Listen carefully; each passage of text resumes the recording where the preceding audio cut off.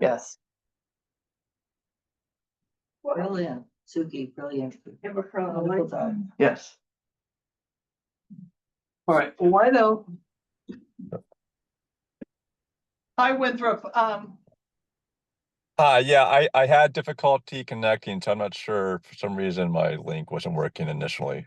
Well, no, that's because we were locked out of town hall, so we couldn't get started. Oh, okay. I thought it might have just been me. So. No. I'm impressed with how fast we got this up and going. I didn't have to figure out the public body and type all the passwords and stuff in a while. All right, I have to read. So we'll call this to order. I have to read the special little thing. All right. So I am Susan Provenzano, Vice Chair of the Land Steward Committee, calling meeting of the Land Stewards Committee to order. Members present, Julie Ascroft, Judy Ascroft, Julie Durrell, Warren Lyman, Alex Parra, and Shane Usher, and then remotely Adam Jockey. If I pronounced that right. And Claudia. Claudia. Oh, and Claudia. Right over here. Claudia's Allen. For this meeting, the Land Steward Committee is convening by telephone or Zoom web conference as posted on the town's website, identifying how the public may join. Please note that this meeting is being recorded. Accordingly, please be aware that other participants may be able to hear you, and anything that you broadcast may be captured by the recording. All participants should keep their phones or microphones muted unless recognized by me. Each vote taken in this meeting will be conducted by a roll call vote. This is a public hearing and public comment is permitted. I will call on each speaker to address the working group. If you wish to address the group, please raise the hand icon or signify here. Members, identify yourself at the start of your remarks. Members of the community may speak if called upon, but will be limited to the number of minutes. All right, so I guess we're ready to go. I think that's it. All right. I don't have, so the agenda, we're starting off, I think, with the minutes. I get mine going, I'll have it, but. So we have the minutes from October 14th, the last minutes. Are there any comments? Or should we quickly do Winthrop? Just get him, okay. He's driving. Yeah, so let's just jump to the land use permit. So Thanksgiving Day, Thanksgiving, Carlisle, he wants to change that to scouting troop, Carlisle scouting. If we could change it to, I think, Carlisle Scout BSA troop. Carlisle BSA. So yeah, basically change Boy Scouts or change Carlisle Boy Scouts to Carlisle Scouts BSA troop. And I think that would be, yeah, that's just a small thing, but it's just like we're trying to. More PC. Yeah. All right. So 10 adults, 18 campers, names redacted.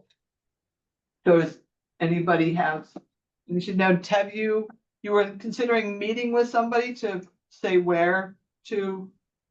Well, I think the question was, in the past we have, am I unmuted?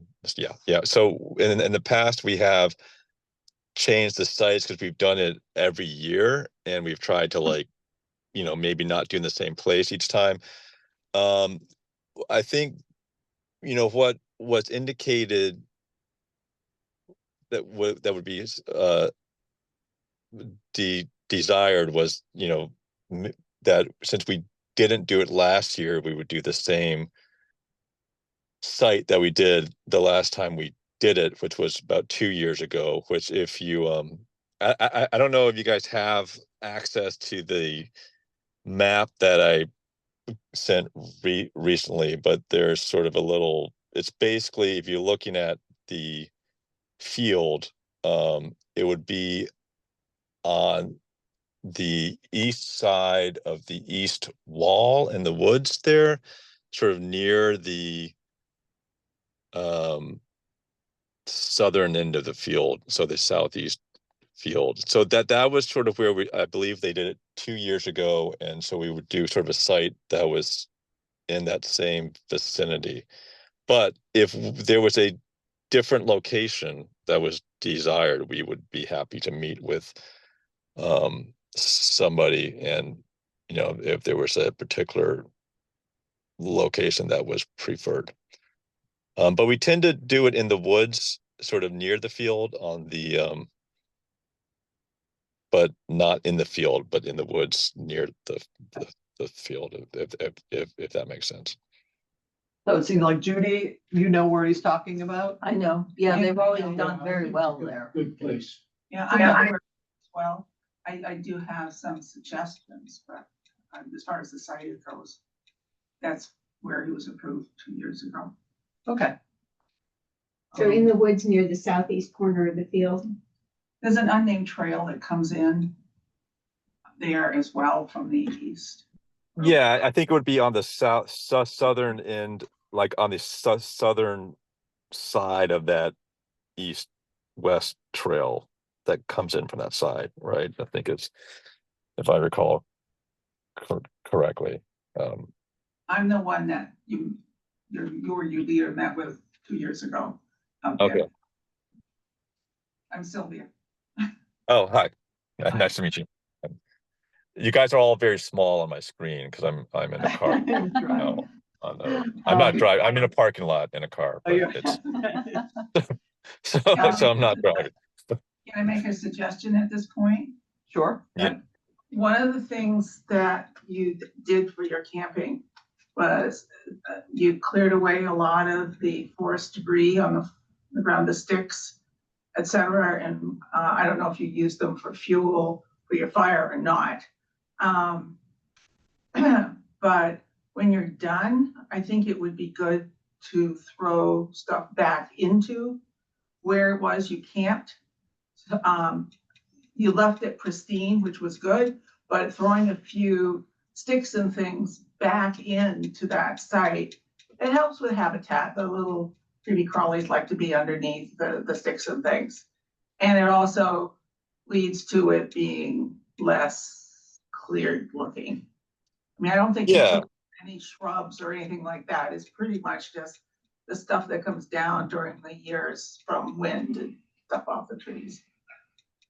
Yeah, we can definitely do that. I mean, I think what you described, I think, is probably what our intent was. Maybe we didn't do as good a job last time as we could have. But I mean, I think our intent is to basically, when we're done, to make it look like no one camped there, right? So we want to sort of spread everything back. Like, I think as far as, I don't know, we're discussing the fire pit right now, but in the past we've sort of taken some stones and made a circle for the fire pit, for example. But then when we were done, we would take those stones and put them all sort of back where we would have got them from, or like so it doesn't look like there was a fire pit there. And then also, we cleared the leaves or make clear things around. We would try to sort of, as you said, sort of spread things sort of back around, so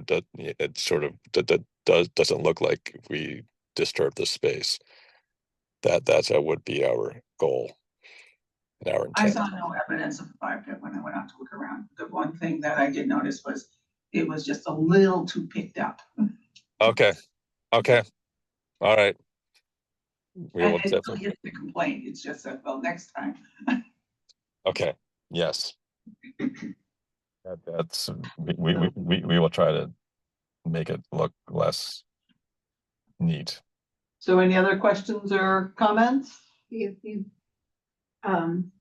got your permit from the fire chief, or you're getting a permit from, that's in progress? Yeah, so that would be sort of a question. So I assume, so this is the first time I personally have gone through this application process myself. But there's a separate, can you just clarify for me what there's a separate application for the fire pit that we should submit directly to the fire chief, is that Yes. correct? Okay.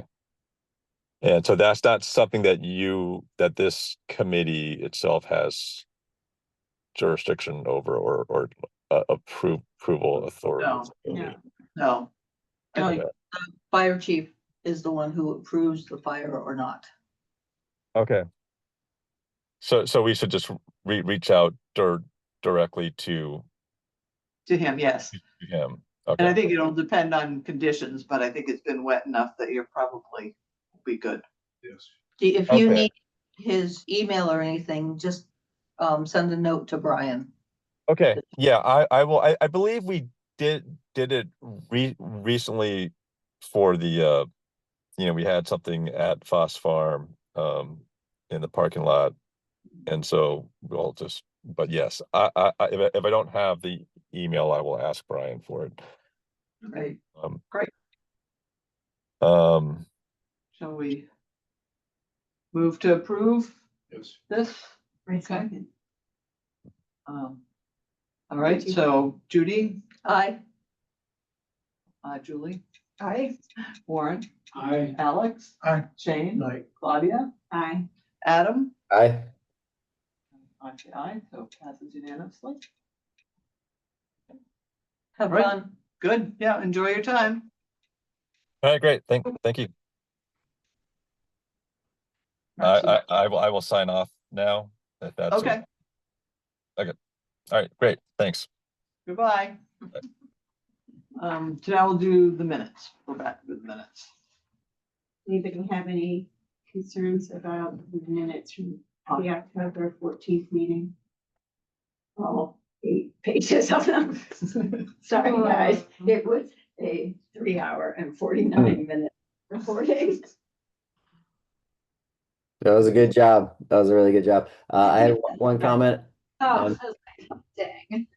on page 7. Yeah, so on page 7, the top paragraph, it's section 10C, but the easiest is just page 7.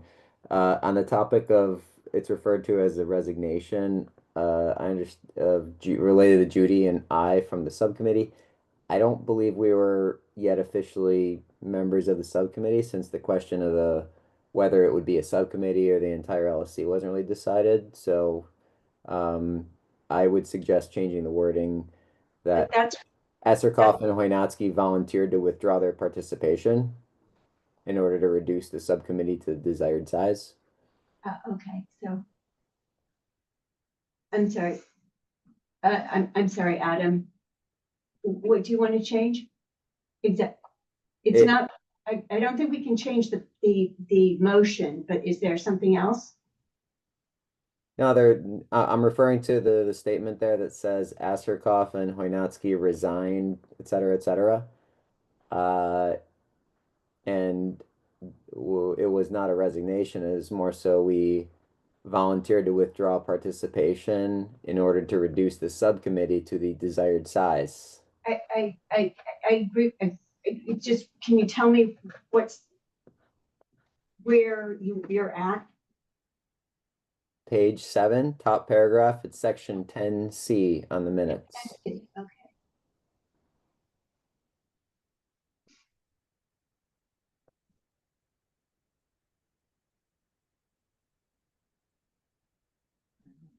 I don't see it.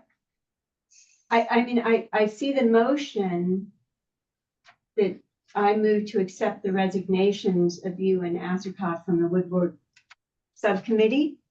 Yeah, it says here. I'll point you exactly to it. So yeah, it said to move to accept the resignation. I guess I just wanted to comment that it wasn't a resignation. It was And maybe that's how it was. I don't think I worded. can change I mean, I typed the motion that was made, that we voted on. I don't think I can really change. I agree that with the Okay. spirit of what you're saying, but I don't think I can do that. Okay, so if for posterity for the minutes, then can you leave the motion as is and add a comment directly before it? As my wording suggested, to say, in order to reduce the committee to the desired size, Asterkoff and Wojnacki volunteered to withdraw their participation. Because that was the extent of I think what Judy and I both volunteered to do. And then it gives some better context to the statement that we resigned from a committee that wasn't really formed yet.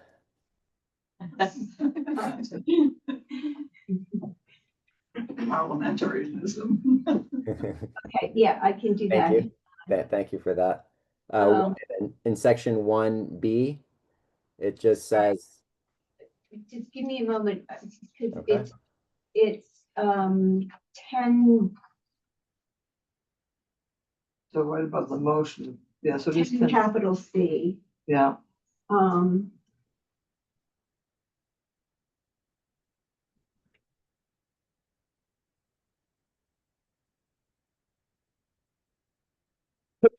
Would more correctly read. And volunteered to not to become members. to with, I withdraw. suggest volunteer to withdraw their participation or withdraw. Whatever. At that point, we had all just volunteered to be a part of a prospective committee. So,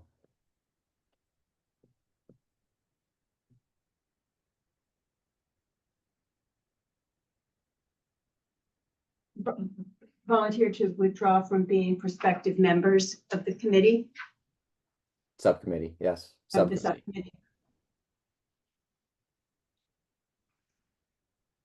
subcommittee.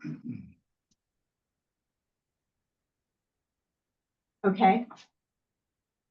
So I'll just add that, that will be part of these minutes, but it won't be part of those minutes. Because it was a motion that we agreed on, that we voted on. So it'll be part of the minutes we're approving.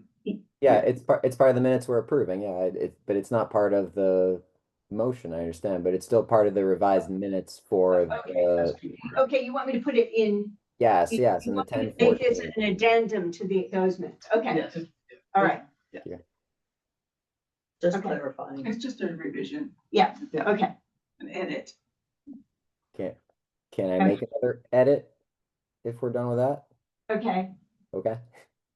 Also on the 1014 minutes, section 1B, it's the first page.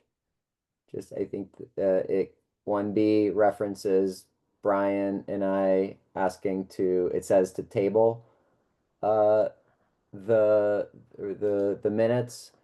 I would just suggest the context to allow for a review. I don't want the record to state that we just wanted to table the minutes and not talk about it.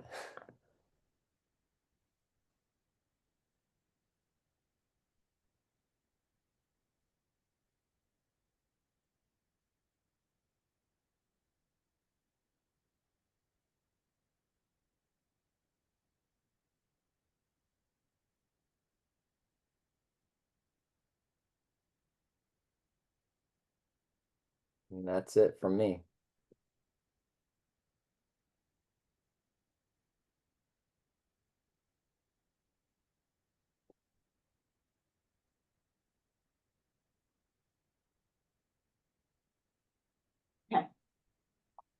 Any other changes? Anybody want to make a motion to accept with? I move to accept the November 14th, October 14th meeting, minutes as amended. Second. Right, so we'll vote. Judy? Julie? Aye. Lauren? Alex? Aye. Shane? Claudia? Adam? Aye. I say aye, so it passes. And then, now we have those ones mentioned over tabled to the next meeting, which is now. Did everybody get a chance to look at the subcommittee initial meeting minutes? Are there any, Yes. are there any changes that anybody wants to make to that? People who are, I think only Alex and Adam are Yeah. there. Yeah, I think. Oh, well, Judy, you were, Oh, Judy was there too. and Shane. Yeah, Shane. So I guess there's more than I thought. What, Brian? So, I guess only in the, do you have those minutes? So just that Judy's, I just noticed the name, his last name is spelled wrong. But that should be an A. Yeah, sorry. Yeah. I'm getting better at spelling. People misspell it so much, I I don't even know. see it. 2 Fs, 2 Rs. Yes. I very keep strange. wanting to move the K Instead after of an that. A in the middle. C instead of a K.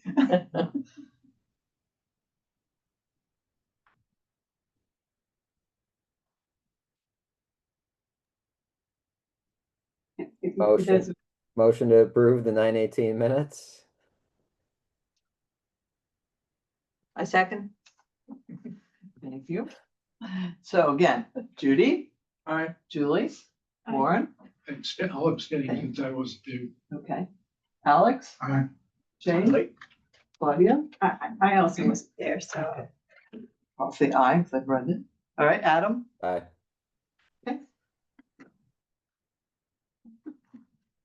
all right. Okay, so now we're on to any public comment? Okay, Sue? Do have any status on next steps for the subcommittee? I understand that the select board didn't need to approve after all. I know. So, I think that it sort of was to make sure that that was true. Because the last I heard was that, Brian wanted to make sure that for Ashley, town clerk, and from Ryan McLean, town administrator, to come to a determination that do they need to be approved or not? So, but I think you were gonna set at least a No. date. Brian circulated an email, the essence of which was something was a side trip, unnecessary side trip, that we didn't need approval either of Conscom or the select board. And Brian, this evening or earlier today, sent out an email asking the members to provide him with dates for meetings. So that hasn't happened yet. So it's making a little progress. Thank you. No, thanks for the update. Little steps. Yeah. Okay, so now onto the Cranberry Bog Beaver update. Oh, you're up, sorry. Look. Okay. First of all, I'm Didn't you? actually on Conscom right now. There was a discussion at the last Conscom meeting about the kiosk. And at least I get this is gonna stay there, but one of the things that came up during the discussion the previous time was the need for a building permit.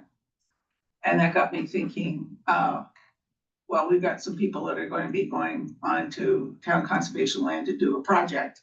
Maybe they need a land use permit. a land use permit. And so I would suggest you seriously consider having the historical society, not the commission society, request a land use permit. And I talked to the building inspector, and he said what their planning sounds like from what I said they were going to do by putting steps and things around it, that they would need a building permit as well. And since it's an organization, they probably should be required to provide a certificate of liability insurance, which they must have because they have this building that they open to the public, et cetera, so they must have that. And find out a little bit about what their timeline is and whether they need a key to get through the gate. Because they probably want to be delivering some lumber at times, and what are they going to do in the winter? Is there an issue with snow in the driveway? There's some logistical things that would be nice to get from them, a plan of how they're going to do this project. So you have already talked to the building inspector? Yeah, I happened to be in last week when he happened to be in, and so I asked him, would they need a building permit, and described a little bit. I didn't have the plan with me or anything, but he said it definitely would need a building permit.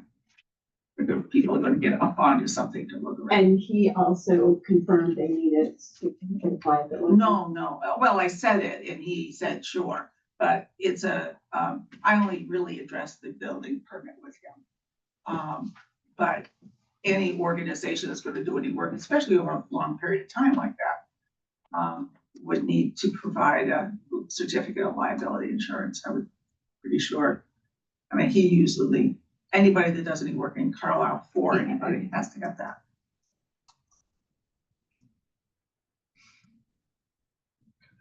So it would be a land use permit, a plan of how they plan to do the work, a plan submitted to the building inspector, who, by the way, is leaving.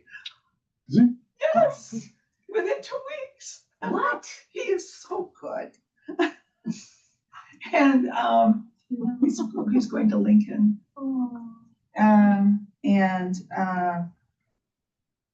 What kind of access? He need a key, for example, should he have one to the gate so they can deliver. And that's from CCF No, this is. or Town of Billerica? Who has the key, I guess? Question. Oh, I don't know if we've got any extra keys or not, but maybe, I'm sure CCF has them. Yeah. Yeah, and. I had 2 keys made a couple weeks ago. Oh, okay. Brian knows it. And certificate. Who did you get a key from? Melissa, So, Yeah. So it's just a thought that, there's gonna be tools, there's gonna, just, people around. oh, okay.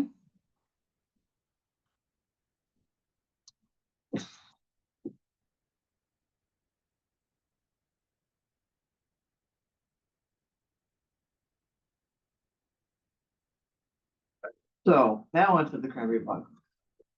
So I guess they've been trapped.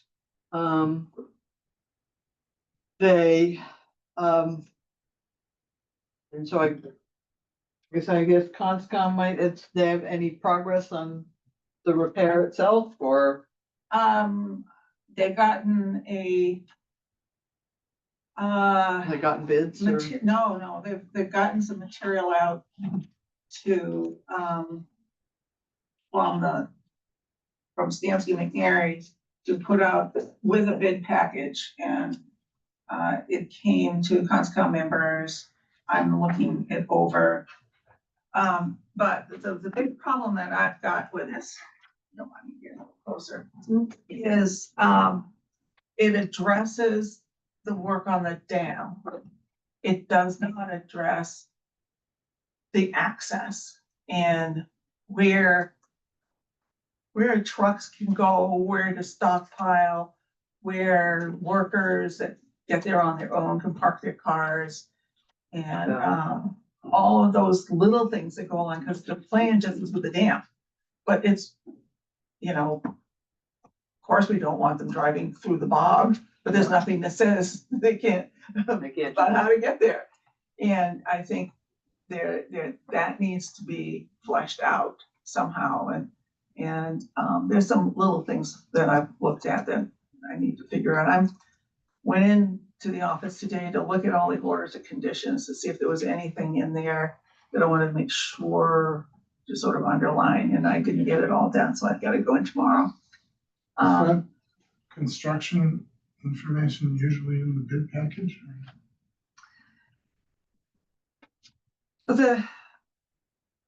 You mean about access? Yeah. I have no idea. I know that when we did the Reno Dam, we needed to get a written permission from CCF to allow the folks, to allow the workers to go down through there back and forth, which they readily gave. And we also contacted the neighborhood behind there to let them know that this was happening. But that was a much bigger project than Bog Dam number 1. I mean, that was, huge. With the infrastructure in there. I think, to me, the concern would be the driving down, the trucks driving down. Yeah, That, so, because I don't know how strong that is. so the east side of the bog, to get to the east side of the dam, which is where the little flume is. Right, There's a certified vernal pool over there, which, and when it's really flood time, that washes over that cart path. And so in the spring, I don't know when they're going to do this, but in the spring, it's just all muddy. And just to put icing on the cake, I did see a yellow spotted salamander over in that area a couple Well, I was years ago. I mean, Mark never went down that way when he did the No, plumes. He always went down The the center, east north west south, way. Yeah. the north south. I would never say Yeah, that. I mean, that's the one that I I think had it's strong. envisioned him going over. And then he told me a couple of years ago that there was some work that was done, gather it was before him, when a truck was going down there and it slid off the side into the bog. So clearly we got to put construction fencing down to keep these folks alerted. And we got to figure out the best place for stockpiling. So those are all things that are not addressed. On top of that is, where do we get the public to go? Because we know the public likes to move around out there. And need plenty of signs to let people who are coming in from Chelmsford know that They can't go that. they can't go that way. And we've obviously got to keep people out away from. So yes, there's motion happening. I'm not satisfied with what they've got so far, because as I said, Stamsky is just looking at the dam, and we gotta look at the whole thing. Yes. Whole package. And I feel, I keep bringing this up. I brought it up this summer, I brought it up last week, I feel like I'm hitting my head against the wall. Maybe it's getting a little closer, like we'll be okay. All right, well, thank you. Mhm. All right, so now we'll come to the main part of the meeting.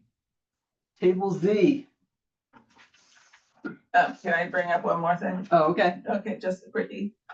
I'm the CPC representative from COSCOM to Community Preservation Act. Yeah. And they have come up with their schedule and when things are due, and I think I can probably email it to you. But basically, they want a really good idea by January 15th of if you were planning to apply to the CPC for any project. And flesh it out a little bit as to what you want to do, but the actual application is probably do a little later. It's just, I haven't read all the details. We went over at the meeting and then Barney sent it out, and then we had Halloween. Okay. It's been a busy weekend, so. All right, well, now we can discuss probably at the next. Yeah. More detail on But next I just meeting. want to give you a heads up. Okay, yes, please send us the. Yeah. Schedule. All right, Warren, all yours. Okay. And Claudia, we'll look to help, get help from you when you get your minutes done, because I don't always get everything written down. So we finished the first three, we're into Buttrick Woods.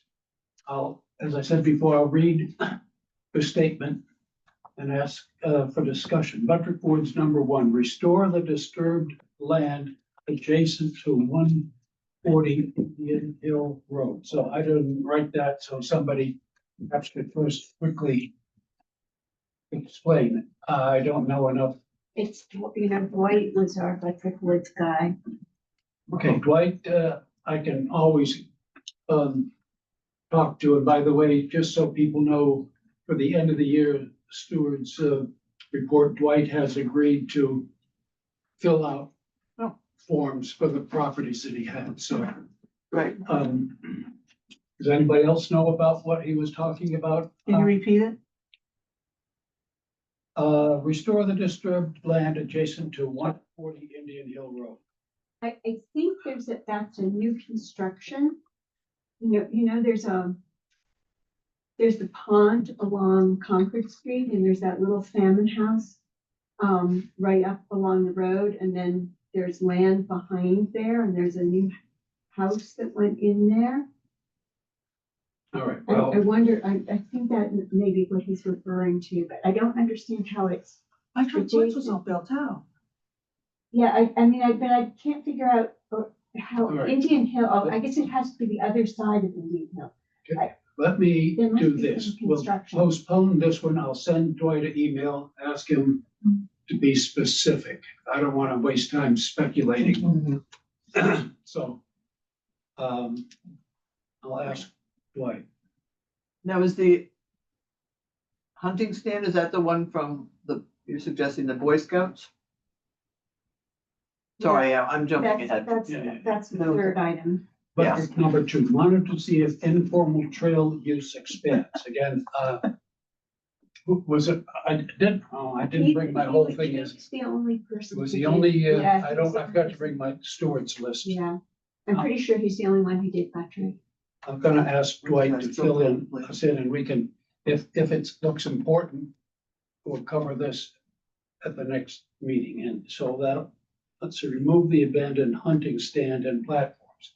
This is not one that Shane did, right? No.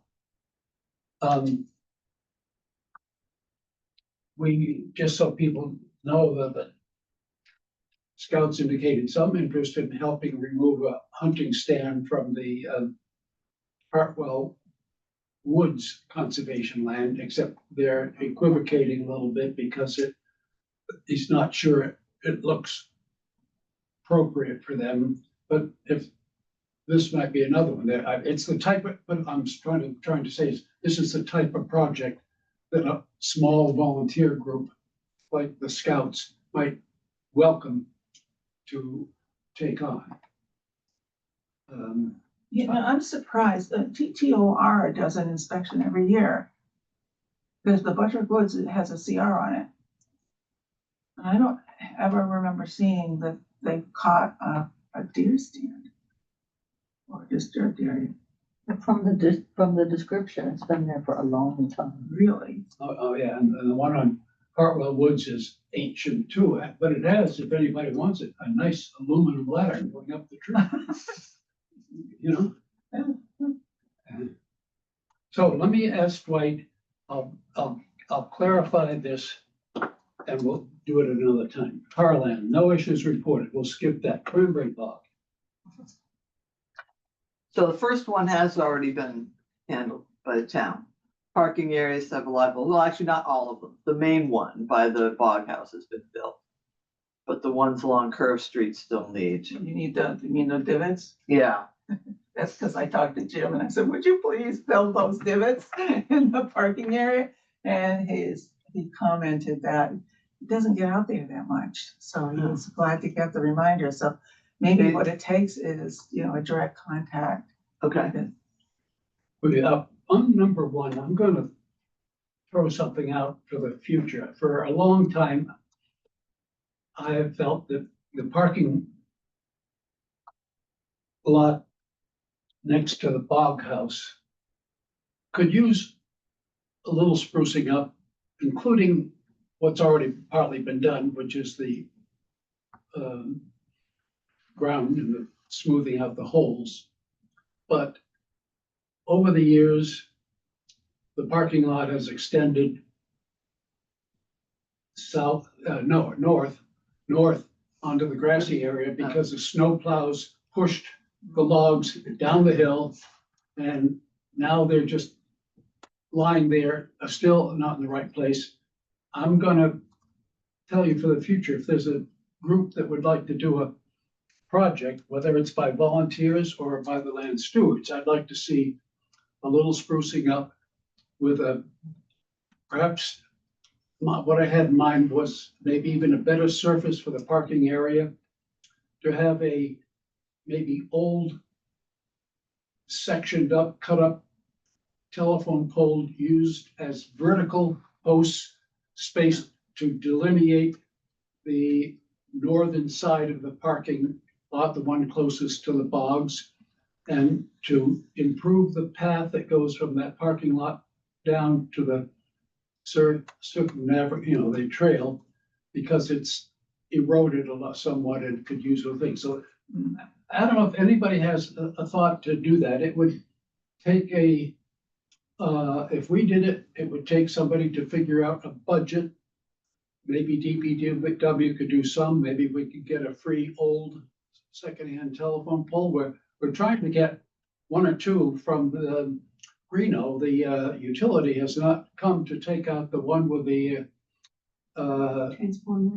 transformer that we think leaked, but there's one other pole on the Greeno land that did not have a transformer, is presumably clean, other than whatever preservative was used when it was manufactured. It would make a nice set of vertical posts. Anyway, I don't want to go into that detail now, but I would love to see somebody take up that project in the future. Do we know if the Bog House becomes Yeah. housing, No, we what, don't know yet. what parking lot would go to the people who live there? I think before we take on a project like that, we need to know what's gonna happen. Yeah. with Bog House in the long run. But regarding the potholes along Curve Street, can we ask DPW to do those?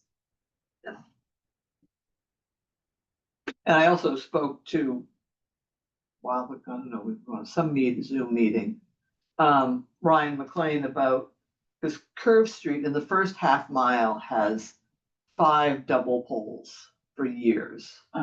Where the main telephone poles are dying, so they put new ones in, but they've never taken the old ones out or even switched the wires in. They're all over town. It's all over And I town. know, and so I, because I obviously ride by them all the time.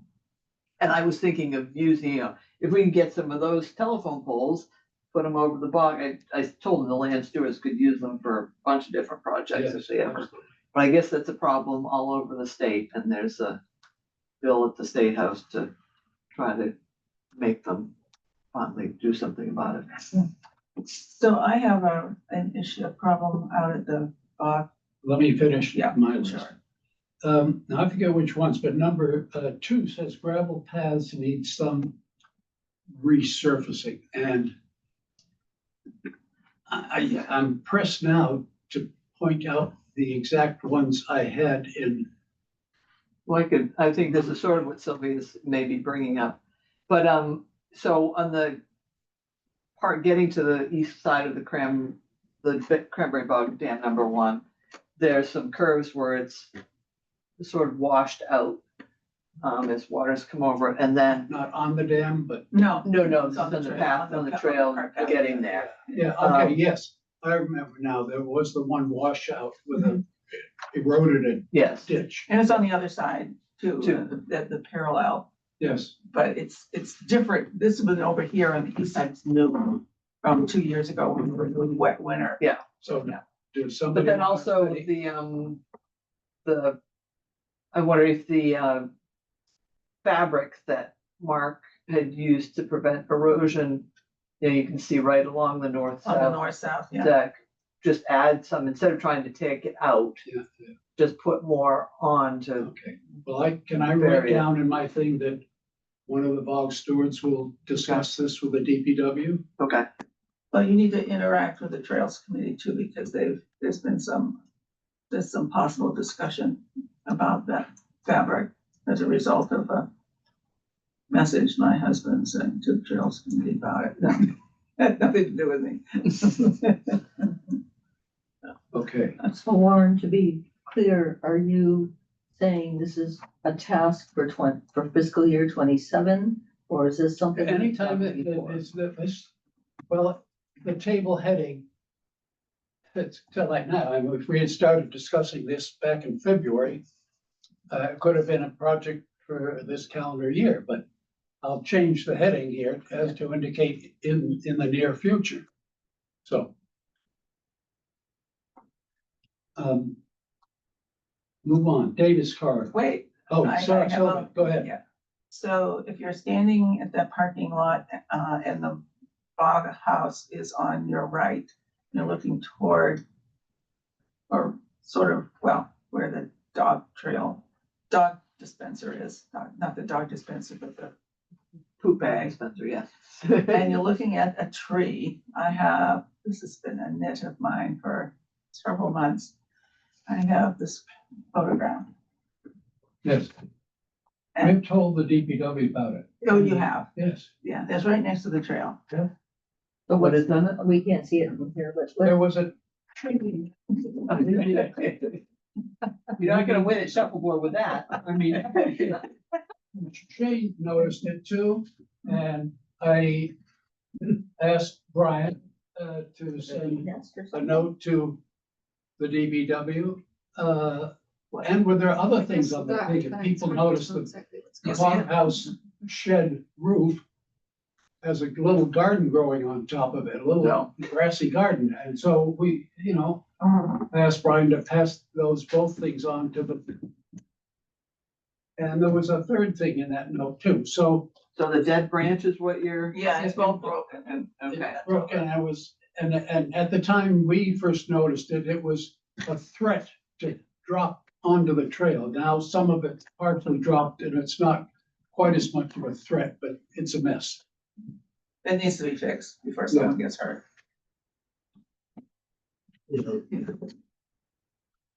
So that one. You mean it doesn't want the left side of the trail? Depends on which way you're going. Oh, same direction, towards the bag dispenser. All right. Davis card, check the building permit and properly line setback for the solar array located at 94 Canterbury Court. Yeah, Maybe- I brought that up. Yeah. There's a freestanding solar array that is awfully close to,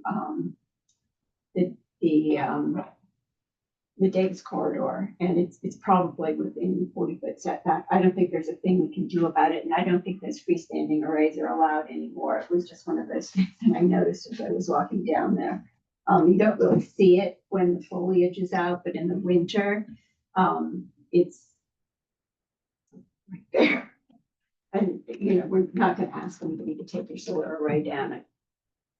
Again, the TTR has the CR on it if it was on. I think it's more like as, It annoys you. well, I mean, I know this from my own house. I know what the building plan was. My house is built closer to the road than the plot plan said it was supposed to be, and it wouldn't surprise me if this thing didn't go up closer to the property line Yeah. than it was planned, but we're not gonna ask them. to Okay, take it so down. is there action or no action written? I would say no action. Okay. It just irritated me when I saw it. Second one, difficulty assessing property from Suffolk Lane as A, the access trail from Suffolk Lane to Blood Farm Trail is overgrown and covered with leaves, and B, the Suffolk Lane access point for this trail is not actually on Suffolk Lane, it's located partway up a private residence driveway where it is difficult to see. So I need, I guess, you to suggest what an action item I should put in this column? This was, Adams. Now, I was gonna suggest it's almost like a trail committee. Well, I think, I mean, I know what he's talking about, but Well, Adams, does Adam want to speak to it? yeah. Yeah, yeah, it's more I think it was more an observation, coming out of our overall, assessments of the property.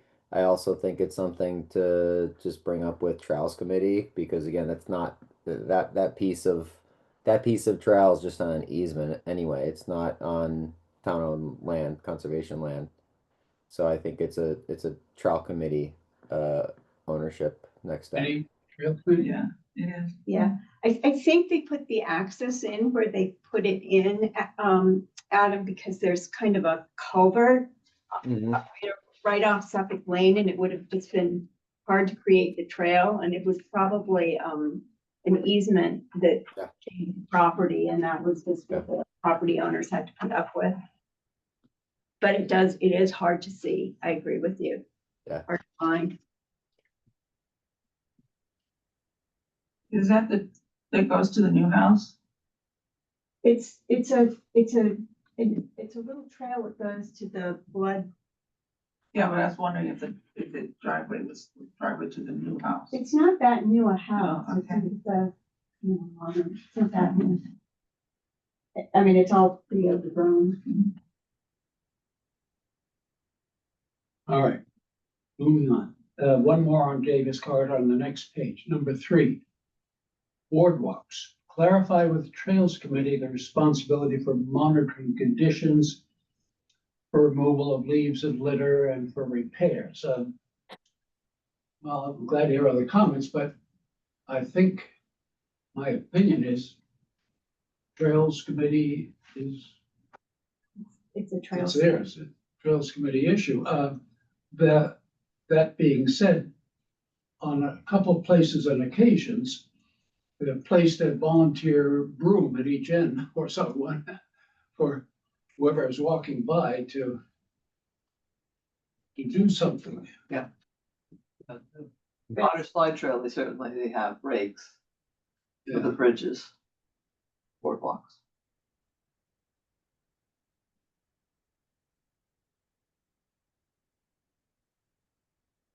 Deacon Land.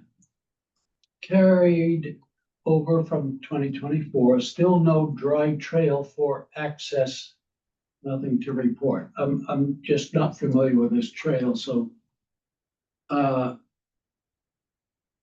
can't comment on any possible action. Again, it's it. Is there a trail on the Deacon land?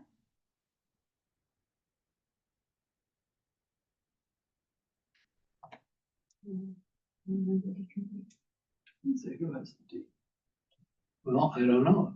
Oh, that was, Rhonda's, It's the car. Yeah, Rhonda, and that I was think you, it's just Sylvia. what? I think it's just a parcel. Remember. behind car. I think it's a parcel that's probably mostly swamp. Probably Phragmites. I don't, The two stewards were Rhonda and Sylvia. oh, I didn't know how you were gonna. oh, that's because I go to the car, I used to go to the car land a lot.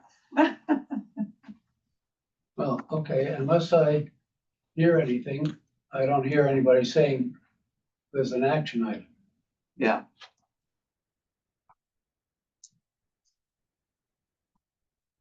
Fisk Meadow, field should be evaluated for edge maintenance to counter encroachment of woody plants. Okay, this is me.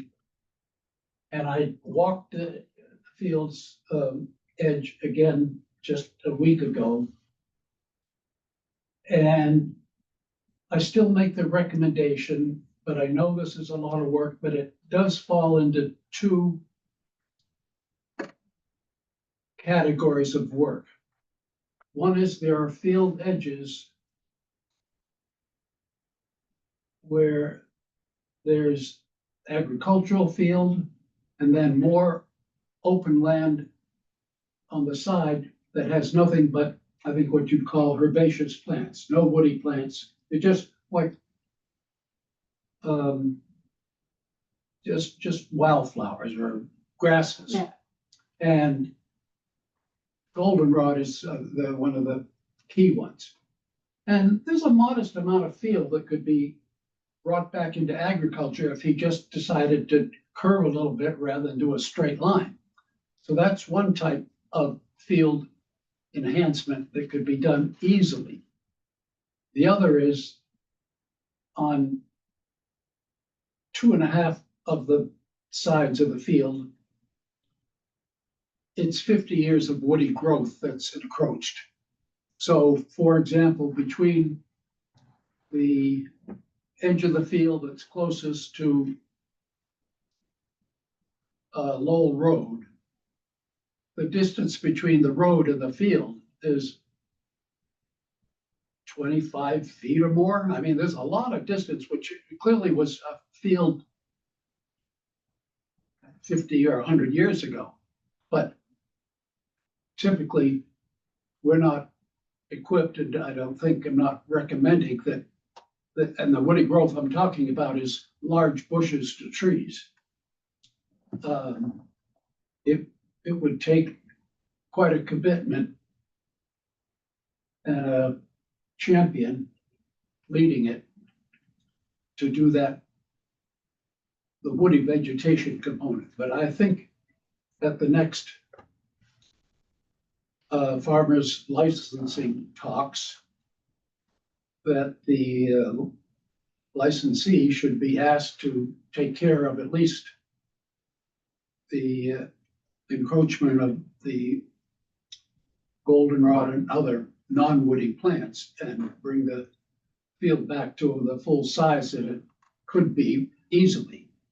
Well, what I'd like to do is part of the redoing the license form is add the requirements, or what we'd like to do is in-kind maintenance that is expected of the farmer, and have them initial it rather than just trying to talk with them, that maybe make actual items for them to be aware of. It would also be good, I think, is to find out if the farmer feels the field needs to be bigger. Okay, so I don't believe conservation land equals farm field. So if the farmer felt it was good to have separation between the road that has all kinds of grease and oil in it and the hay that he's, cutting, maybe he views it as a bonus to have that sort of that buffer. So I think it would be good to hear from him before we made a decision based on our lack of knowledge. So that should be on the agenda for when we talk with the farmers, but I would say that for the part that is just herbaceous, if it was not to his advantage to take it out and have more agricultural field, and we decide it's nice to have it for Mother Nature as is, then I think you have to make the assumption that eventually will become woody. And we would lose more permanently that additional thing. So I'm happy with leaving it for a discussion with the farmer. But that's an adequate action item for me. I don't. Would, because that is, I also wonder with sometimes when they get to the edges of fields, they don't get to the edge because there's branches that Yes. are too low for their larger tractors. Or the turning radius is. Turning is harder. Yeah. Would that be something, since we're in the search for a new mower, to have them do more mowing on other Of course, fields? this is just Mark's Just going hayfield. around the edge. This is just Mark's hayfield. No, I know, but would it be worthwhile to have a mower just do Double the or edge? triple the cost. Okay. You should know that until about 15 years ago, there was no record of anybody, no record of who was doing the work out there. Yeah. And it turned out to be the rest of that strip of land is agricultural, but it's owned by the owners of the houses in the back there, and there's a conservation restriction on those fields. And I believe it turned out that the person who was doing those just kept going and was doing the town-owned conservation land as well. Yeah. So that got stopped and he had to apply. And it turned out he just didn't want to bother. And so, put it out to bid and Mark got it. This is so close to, Yeah, sure. yeah, anyway.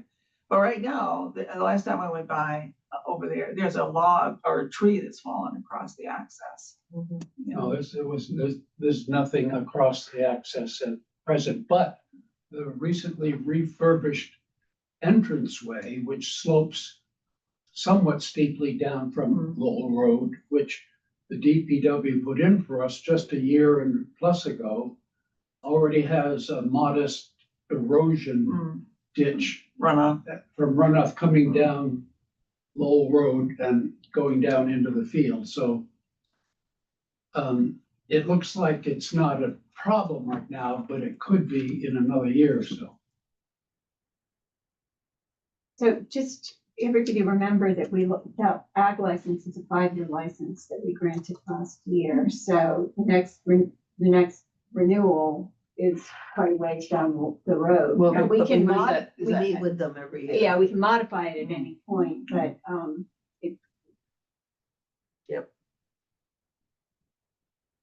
Okay, I'll add that. All right, one of our favorite properties, Foss Farm. Number one, need something attractive and useful at the kiosk near the pony ring, addressing what we want the pony club to follow, meaning parentheses, rules and parentheses, or do. Right. And Judy has thrown something at me. So, So that's just, you want to read it or should I? I'm gonna read it, yep. And this is just quick notes. And it's open for ideas and discussion and all that, okay? So, yeah, the kiosk near the pony ring is sort of a disaster. Yeah. There's not a whole lot of use from the pony ring there occasionally. But in anticipation that someday maybe it would be, I thought maybe it'd be lovely to talk with Julie. Just because she has such a brilliant mind and how to project information and make it pretty. Me? You. okay. Yes. That we would make it ready to go for the spring. So, something for us to do over the winter. So nothing super fancy, but it would require us to sit down and talk about, I don't know, pony stuff. We have the Andereggs, who use the property on a regular basis. And then I don't know what the person's name is, the one who inappropriately cleared where River Road meets 225, and he has 2 little miniature horses right there at that narrow area. Oh, What's his name? I'm trying to remember. The Hitchless old place. Yeah, yeah. Well, you can see the ponies from the street, right? Yeah. Yeah. The dark. See the They're ponies. the ones that cleared all the town trees from the bay. So I understand from various people that somebody from that area sometimes crosses the road and goes to the Foss Farm and uses pony rings. So I've never seen the person, but it's there. So it'd be wise for us to be paying attention if there's any concerns we have at all regarding anything and horseshoes. So, Oh, so a sign would be guiding equestrian folks about what the rules are, yes, basically? yes. I see. And also letting might- people know that that's the purpose of the pony ring, that horses are in there. So people shouldn't go in and play with the jumps and stuff like that. We don't have to say that, but make it clear that it's a pony ring, so. Will this particular thing address the parking issue or? No, this is just the pony races. Ponies park in the parking lot and they walk down and use the ring. That answers it. I was curious when I saw the ring being used, and on my way out from my garden and went up into the into the parking lot, there was no horse trailer. How are they getting there? And it must have been the folks up the street. Or androids. Oh, So- it was an Android. So well, Gretchen's in the hospital, but, Oh, I didn't know that. yeah. But they have a guy who comes and rides one of the android's horses routinely. Most of the time it's in the dressage ring. Okay, the more open ring with a fence line. So, because the horse is highly advanced. So, but This was little kids. yeah, Little kids. Is there anybody else, because I know the Brems use people from, the Brems area, or isn't that long? I don't know where they lived. Long Ridge area? Long Ridge Road. Yeah. I don't know if there's anybody there that, because people used to ride from there to Foss. I don't know.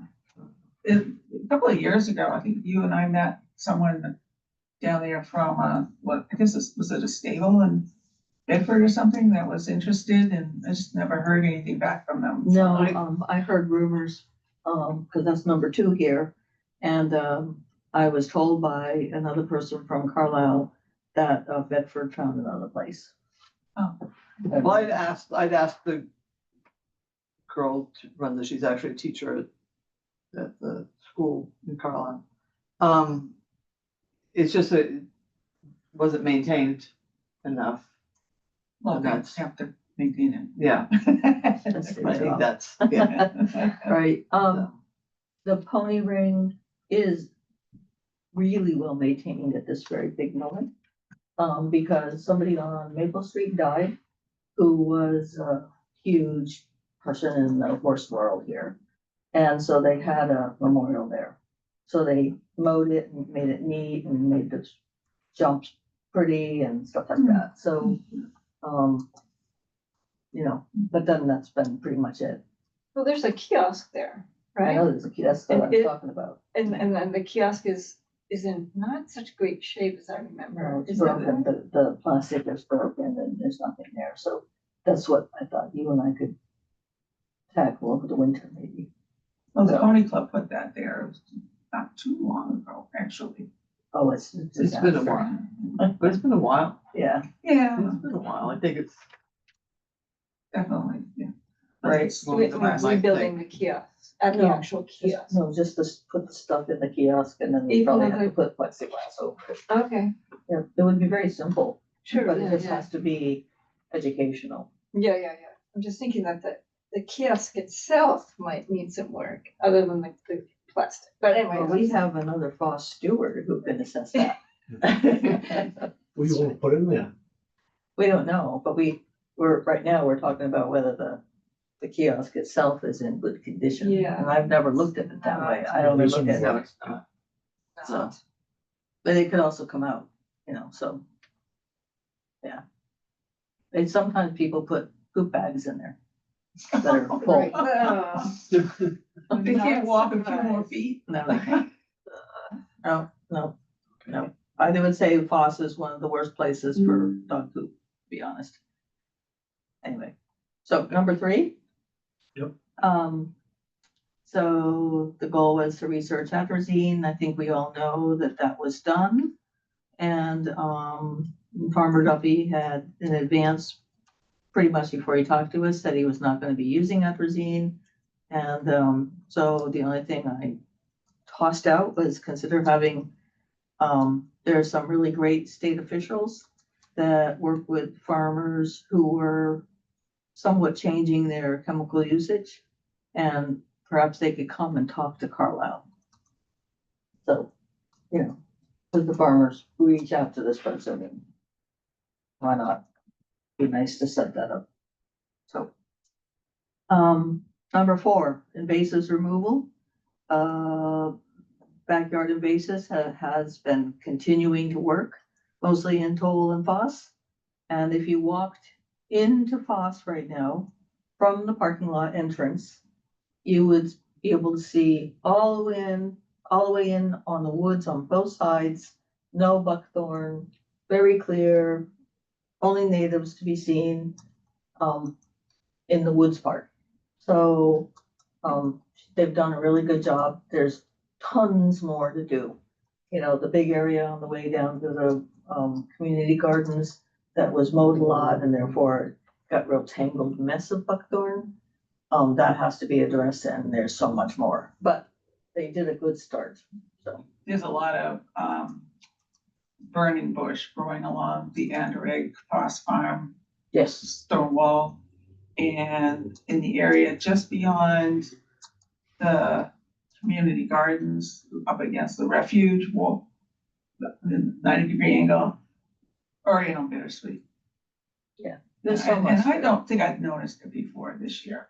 Oh, no. it's Yeah, I'm been sure there. it's been there, because it's obviously been there a while. Well, keep in mind that unless the town of Carlisle decides to heavily focus on invasive plants, they will keep on coming in from the road. Okay, so we can spend a ton of money and birds. Yes, but we can spend tons of money on the conservation land, and yet it comes from homeowners and the roadways and everything. It's a huge conundrum, and we have to keep that in mind, it's like either you focus or you don't. I mean, look at, what Banta Davis land. Have you been up there recently? No, It's almost 100% burning bush. And the burning bushes are as big as this room. And so that would be a great place to start. It's right along the cemetery and then other areas as if you're gonna walk towards whatever it's that okay, is. yeah. Yeah, but it would make removing one burning bush would clear an area the size of this room, but you'd have to use a tractor. So, yeah, anyway, so just keep that in mind. It's like, how much money do we want to spend just doing it? We have to strategize and stop it from coming in the road and have regular maintenance and stuff like that. Anyway, just thoughts. So. Signs addressing no horses in certain areas and trails at Foss. Okay, we already voted on this last year, but it never really happened. There's some trails going through the very sensitive, sort of unusual species. And verbally it was, closed with Mr. Anderegg's or Gretchen Anderegg's helper that rides this one bay horse.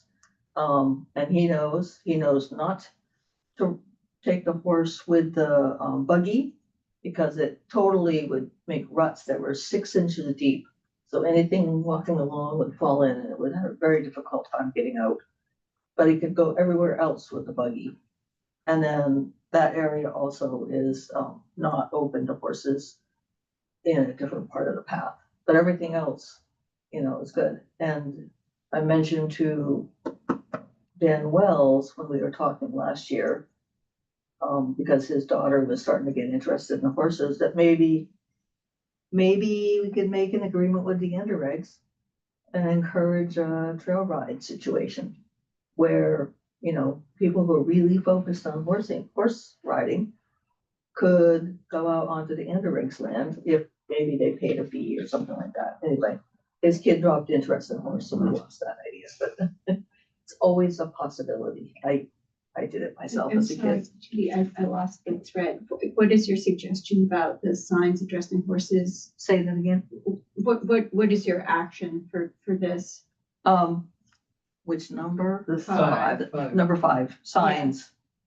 Signs and education. I went on a tangent about the horses. Yeah, I You can guess, just drop it.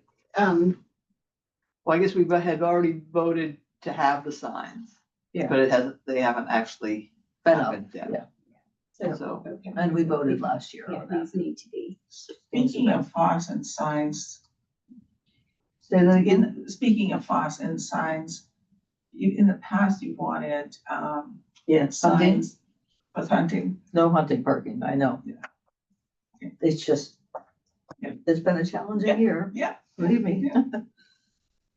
Yeah. I have not seen any evidence of hunting parking there this year. Although today, there was a white truck that was there walking my dog, with a white truck. Was probably Alex. Did you go to Fox Farm today? No. My wife did. She took my car, the truck. But she would have gone down to the community garden. She wouldn't have parked. So somebody drove in and they obviously figured out they shouldn't be there. And they did a 3-point turn and came back out. They just happened to do it in a really bad spot. So anyway, It was a joke because he drives a white truck. oh, okay. I just figured maybe it was somebody who thought this was Great Meadows and they thought that's where the hunting parking was. Because when they came out, they just left. Well, they're not getting a whole lot of information out of Great Meadows right now I because know. the government shut down. Yeah. Anyway, okay, so number 6, we tried to go for a grant to work on FOSS and, that was with, Zoo New England, okay. We did not receive the grant and then they wanted to do more, but all is quiet there, okay, with the whole, let's just destroy the environment focus of the government. So, so number 6 should be removed at this time. I believe. Unless somebody has an idea to keep it there for future maybes. Or just no action, I Yeah, guess. no, that's Yeah. right. Number 7 was to research doggy bags and better doggy bags. Or better in compliance, and I don't have any idea what to say there. You know, we have one person who volunteers at the bottom. And she picks up a whole ton of the poop that the people leave behind, that their dogs left. So, she's aging out. I don't know how much longer we're gonna have her. So, This is Jeannie? yeah. So I don't know whether Carlisle should even provide bags. I don't know. I mean, this is a good question to ponder next year. Cause we're doing well right now. We have the bags coming in on a regular basis. Jeannie, she fills the dispensers. She picks up the poop that people leave on the ground and, That's a lot to ask. well, no, she volunteers. So I mean, I do the same when I walk with my corgis, their little poops are little. And I'm like, I don't wanna waste the whole bag, so I will pick up others. Well, And that's hard to do. yes. And then Judy Hodges also, when she was walking her from her shepherd there, she Yeah. would pick up poop. So we have these dedicated people, but it's not like we can count on them, you know? So, and unless we wanted to specifically hire a doggy pickup company, okay? If that was a concern, so I put that somewhere, so. No. Was it? Yes, there's a lot of those companies. I've never used one, but, trails, Also at least find out how much it costs. number 8. Shane and I met with a couple erosion specialists. Because as many of you might know, there's some erosion going on, from the parking lot and then down into the path where you enter the meadow and off to the right-hand side of the trail, okay? It's all new in the last couple of years. I'm sorry, what? It's all new in the last couple of years. Yes, it is, and there's a reason. The reason is that, for some reason, all of a sudden, there appeared to be some hard pack or, tougher materials that, people must have felt it was better than sand or something. Nobody will admit to where it came from, okay? And so when you have this, not really asphalt, but asphalt related detritus, that when the rain comes and it hits that, it bounces off at a higher rate, okay? And it erodes the sand and it provides a very fast current going downslope. And so, the two people that we talked to are both people here in Carlisle, okay, to go do the work of this kind of thing. And I said, look, I'm just looking for information right now, because if we're gonna do something, we need to develop a scope. And I could use all the information you can share.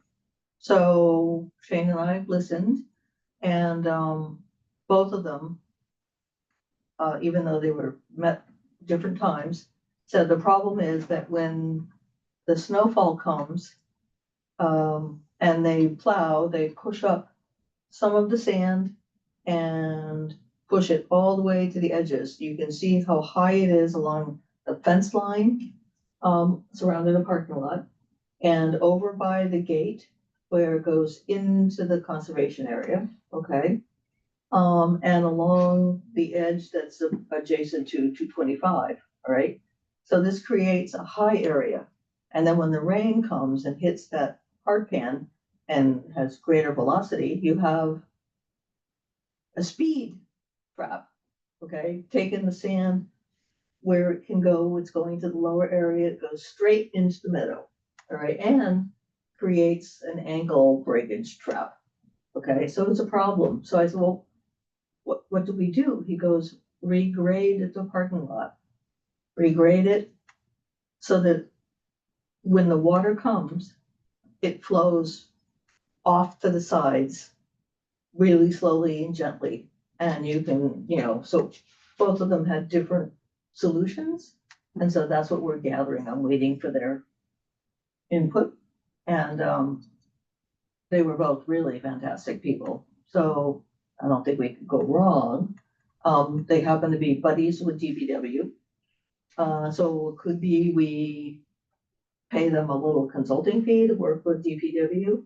But the most important part was the second guy said, this is not the fault of any plow person. This is climate change.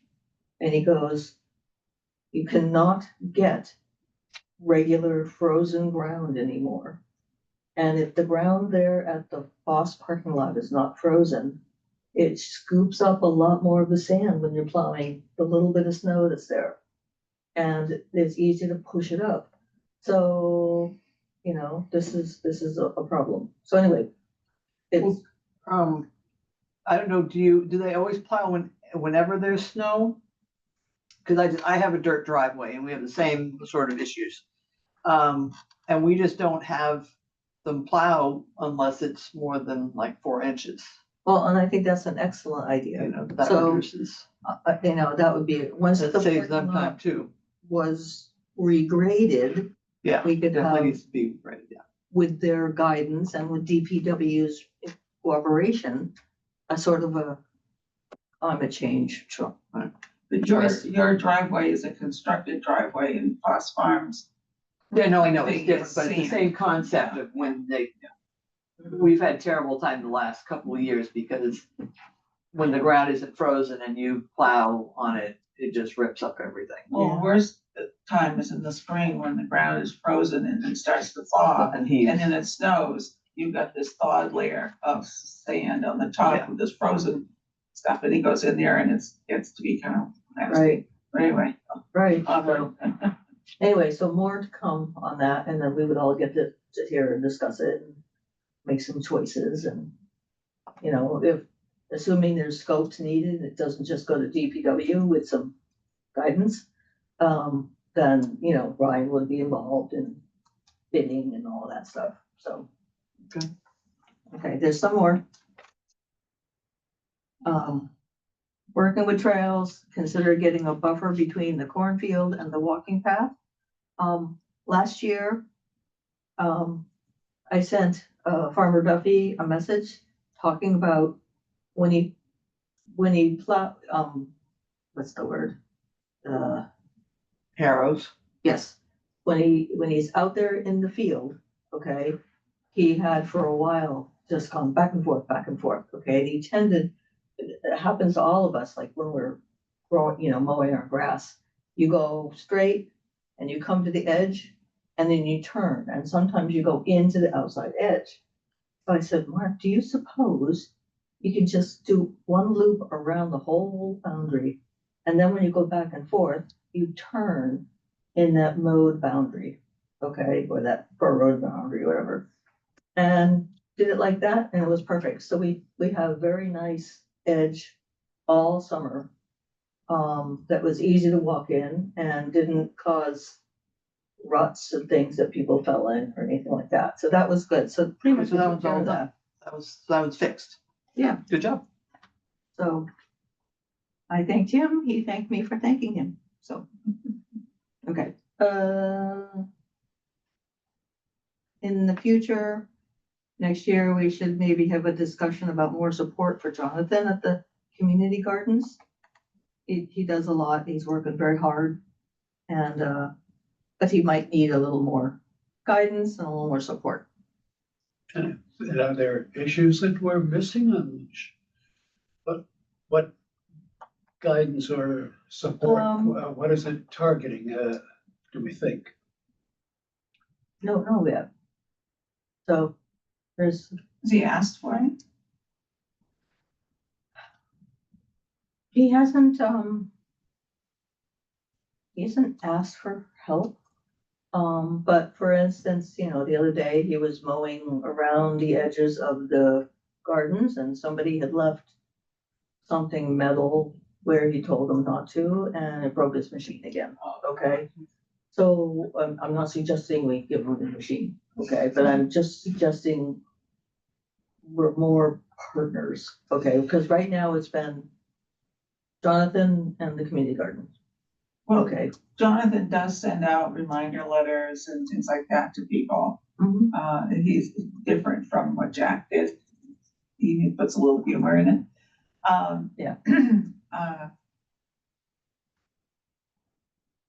So, I mean, I don't see him asking people to help out, do anything other than to keep all their stuff in their gardens and I know, then take I it know. out.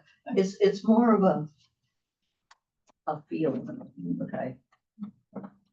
So I also, want to make sure that any of our farmers, if they do the, in like kind stuff, or, in this case, Jonathan's been mowing, you know, he's taken over Jack's role of mowing there, need to work with LSE, okay, because they mowed an area without letting us know, and they mowed over a whole bunch of unusual plants, okay, took them out.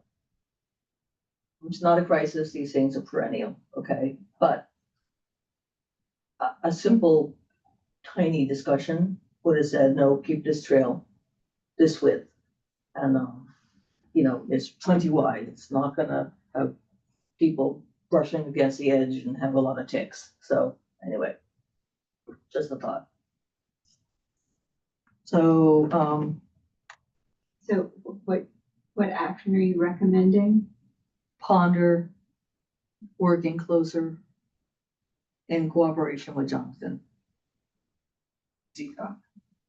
And we'll just leave it open because we don't know. I mean, he also was gonna put speed bumps in, but I think he was overwhelmed with the concept, so that it disappeared. And, so, He has sent out a list of tasks for fellow gardeners to help him with, and speed bumps is one of them. oh, good. So, but he's been busy and he's on vacation and he's had stuff, and so Oh, it's a lot of work. Yeah. it is. So, but, And he doesn't even get a free garden out of it. oh, but that might be a change. I'm just gonna make a comment, and that is, it's not on here. The gardeners have keys to get into Foss Farm. LSC should have a key to get into Foss Farm. Well, Okay. I married one, Was that? I married one, that's how I get in. The chair. So are should there have a other key. ways? The chair should have a key, because what if there's some kind of crisis there, okay, and the thing is locked and nobody can get in? And like, do the police have a key? Oh, yeah. Okay. And the fire department. Right. But the LSC, if they're managing it, they should have a key. If nothing else, concept. So, There is, quite a lot of speeding still on the Foss Farm Road. And I've had people walk up to me, not even knowing I had anything to do with LSC and say, damn it, these people speeding in their little electric cars that I can't hear behind me, scare the hell out of me. Okay, so speeding is still going on and I watch them sometimes when I walk my dogs. I think they're going 30 miles an hour, okay? Because probably they came off of roads that were faster. And you get there and you're looking at your phone, you don't have to think because you're in the dirt. And we gotta work on that, okay? So how to do that in a friendly way is the most important thing. And the last thing, signage and education, to pull people into support of Foss Farm as an unusual environment. Okay, we did that a little bit with the kiosk, but that's not really something that's trying to gather support. So that might be kind of a fun thing, a few signs here and there. Educational wise, maybe at some point have a, I don't know, classroom thing.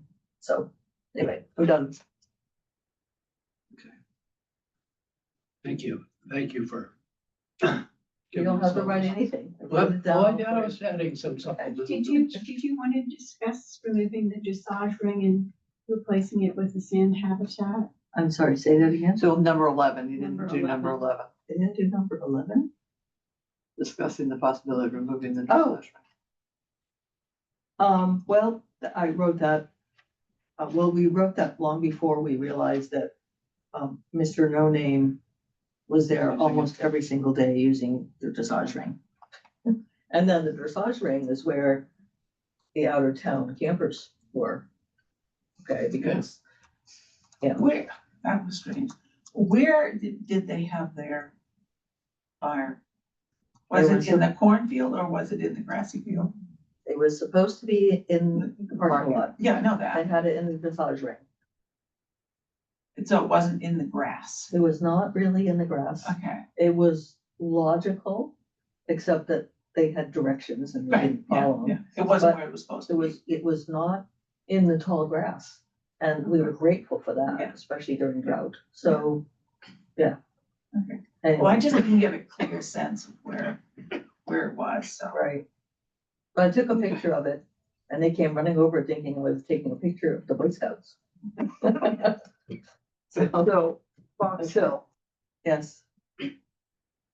So I- there's no now I think further that's it. action on this one, Judy, or what? What? No No. further action.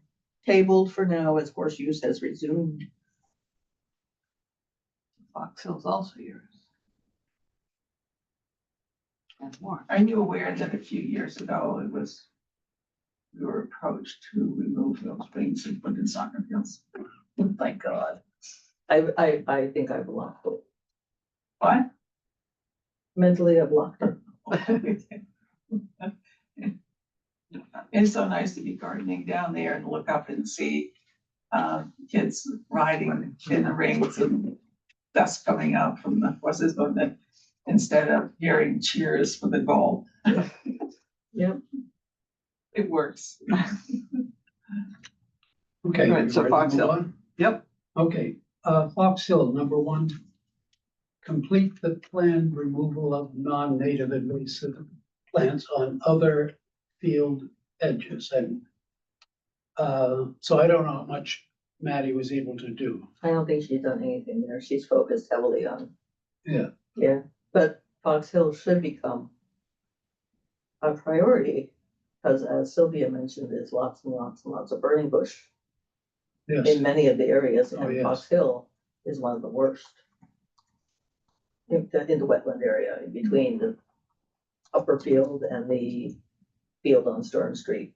I think in the past anyway, at the very top of the main field, there's been a lot of Oriental bittersweet climbing the trees. Yeah, Warren and I went with Maddie.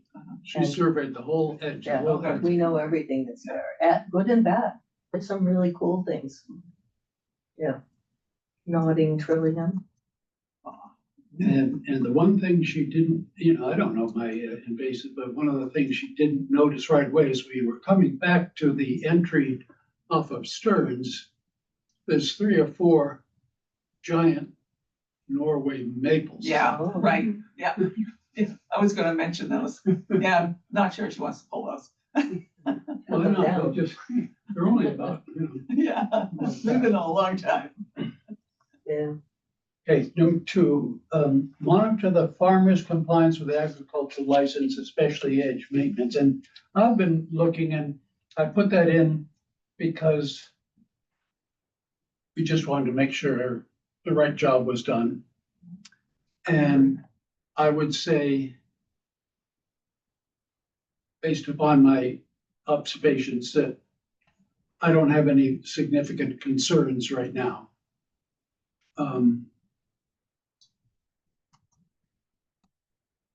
I mentally walk around the field. There were problems before with fallen trees, but I think a lot of them have been removed.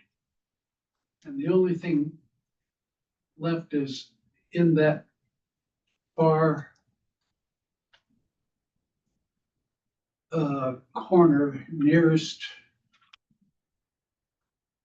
the town center and on the side closest to Bedford Road, where Bakewell had put his trees and where there's now 3 evergreens and 1 hardwood left. I don't remember that he's mowed in around those trees as we wanted. And therefore there's vines growing in the field and climbing up the 3 evergreens. And eventually they'll strangle them, So I've clipped them a couple times, the vines. And that just has to be watched by the steward. And I'll double check if he did in fact mow that corner. I just don't remember from my last visit. But those would be my only concerns at the moment. I have a comment. Yeah. It's been an excessively dry drought year, okay? And, if you look at almost any of the fields, that were not mowed constantly, they are dry as a bone, okay? They're yellow. So Andrew and other farmers that relied on hay had the first cut, and that was it. No second cut this year. So, I don't believe Fox Hill has been mowed since, I think June was when they did the first cut. Really, it looks You know, it's- more frequently, it looks like it was something later. Really looked pretty good the last time I was there. that's good, but I walk it on a regular basis. I'm not complaining because there was no growth, okay, so I think that's what you're seeing. Yeah. But, anyway, so we all worry for that because all the animals need to eat hay, and so, back when I had goats, like $12 to $15 a bale, getting it from Canada and stuff like that, so it's expensive stuff, so, yeah.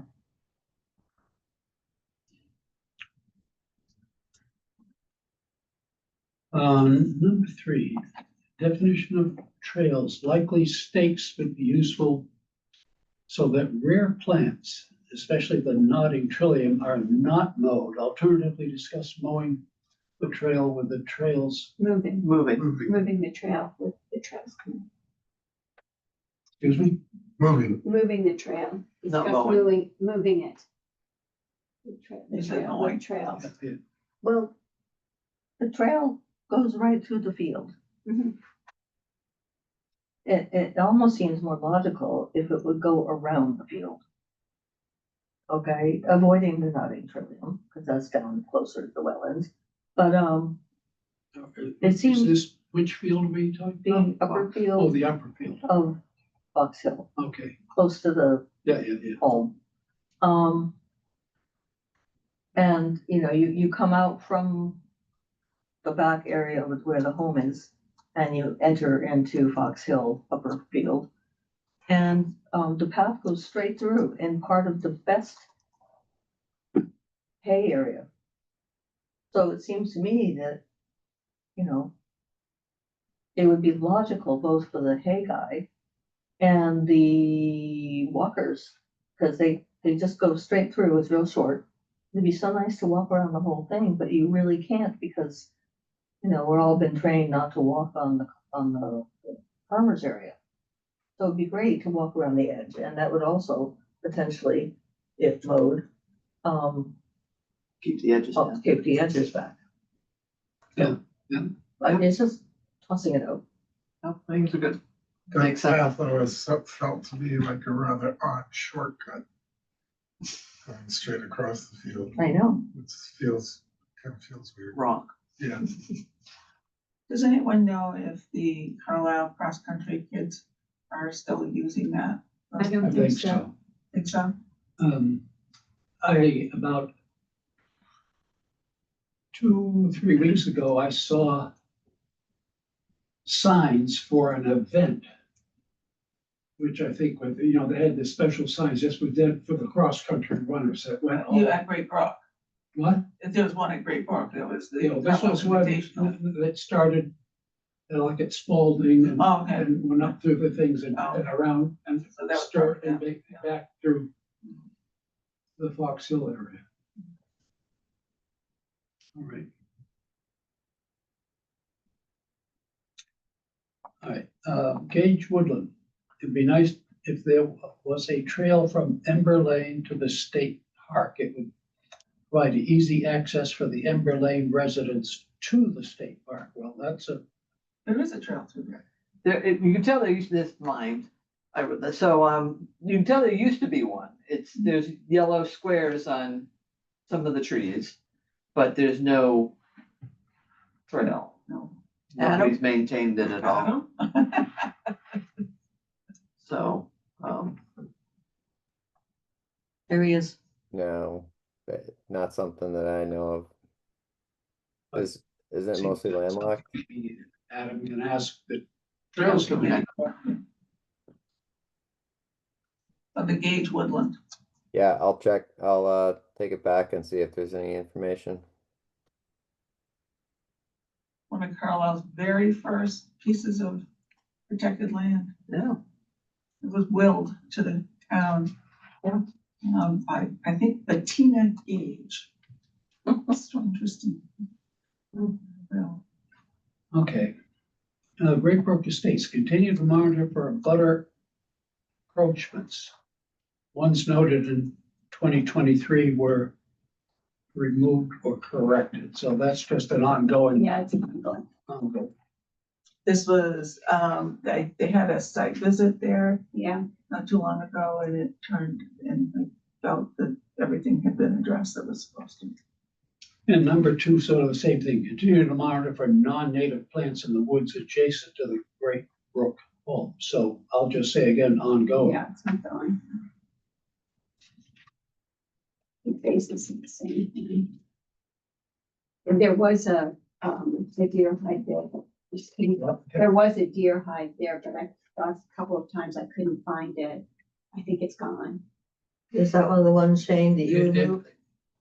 No, it belonged to the homeowner was the representative who went on that tour, and she was mortified that it was on her property. Oh, my goodness, yes. I think she had little kids, and she was like, I think you could Oh, see the cops turning, her kids were gonna climb up.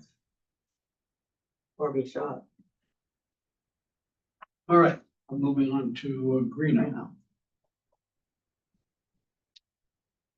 Number 1, decide on the future nature and care of the former barn area. Period, allow event parking, want mowing, and who would do any of this?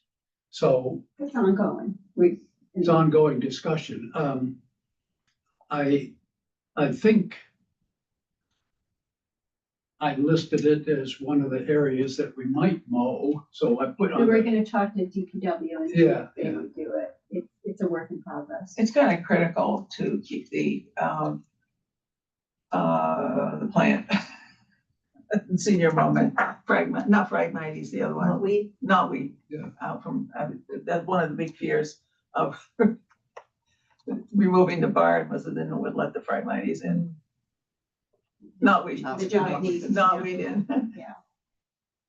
Is there still an ongoing action that is yet to be completed to do more knotweed removal? Has there been any done? No. No, there, last I knew, and that's, and I talked to Sarah Wassman, who was sort of managing this. She talked to the wetland scientist, he's putting together the filing. Turns out it's going to have to be a notice of intent restoration limited project, because there's some of it's in the wetland. And the wetland scientist was waiting for a revised plan from Stamsky McNary that shows the flood zone. My impression was, just in my head, leave the flood zone off, we're not gonna be moving any dirt around, but you gotta have it there. But I have one that shows, which they did, where the flood zone is, and went right up toward front of the barn, didn't quite get there. The only thing I can think of is that they needed to confirm where it was after all that action that took place, to see if it had been changed in any way by all the Demolition, what? by the demolition. By the demolition and the dam, the combination of the two projects there. It's the only thing I can think of why Stamsky hasn't gotten the plan out. It's been a year, just about a year. Well, anyway, so there are several parts to this, which means there really does have to be a discussion and plan and agreement for the whole area. Yeah. Um, There's buildings out there that use some removal, and all broken down chicken houses. Yeah, yeah, And, they're kind of in the woods, but, Yeah. yeah, but it keeps coming up.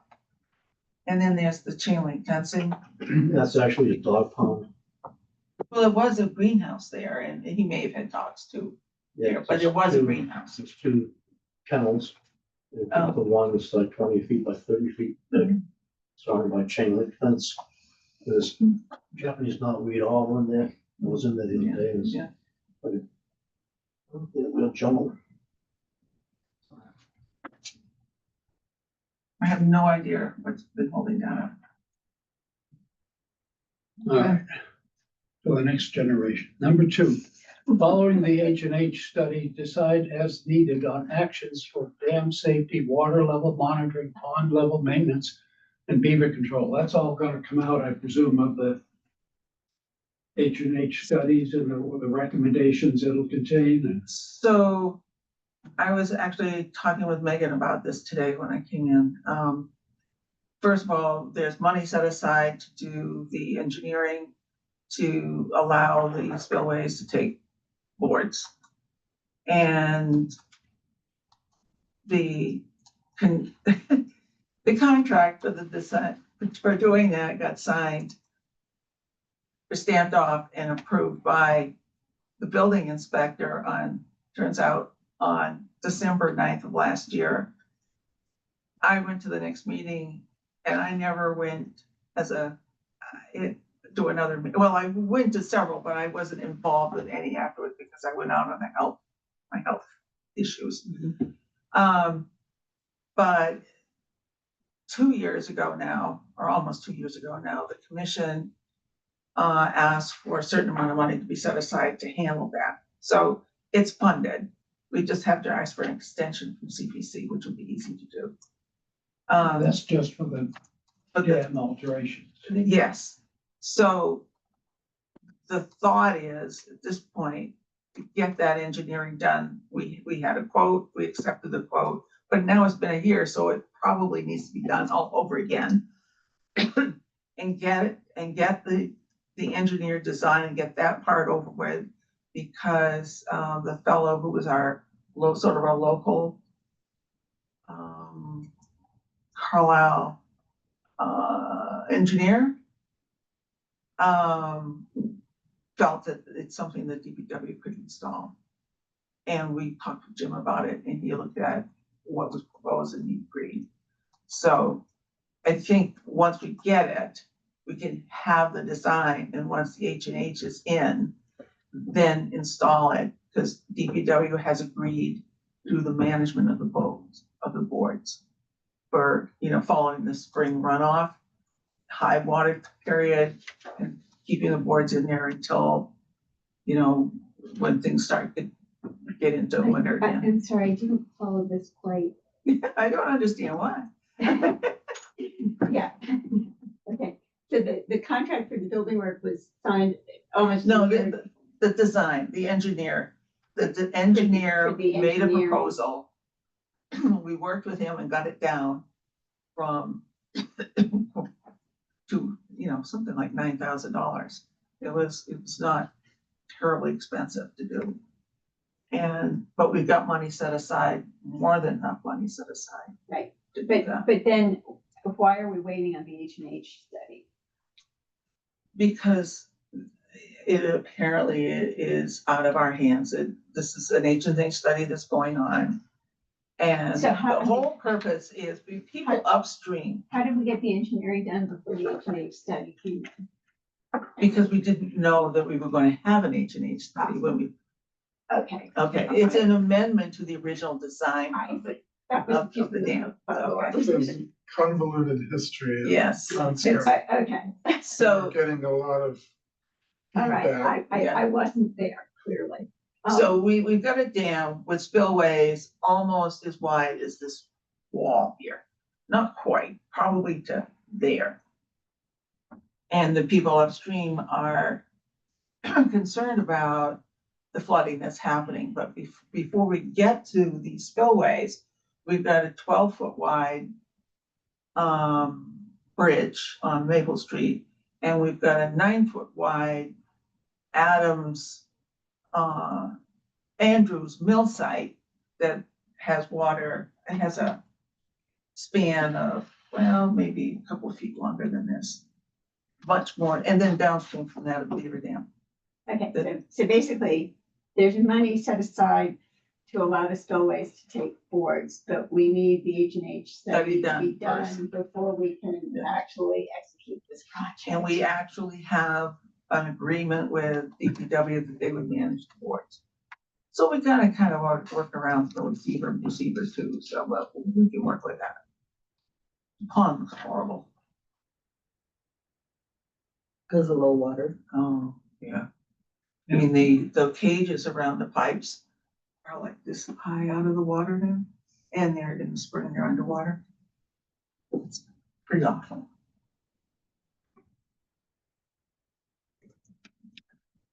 Okay, I'm gonna leave that one for the future too, not our problem right now. Support program for removal of Japanese knotweed in the former Barnard Well.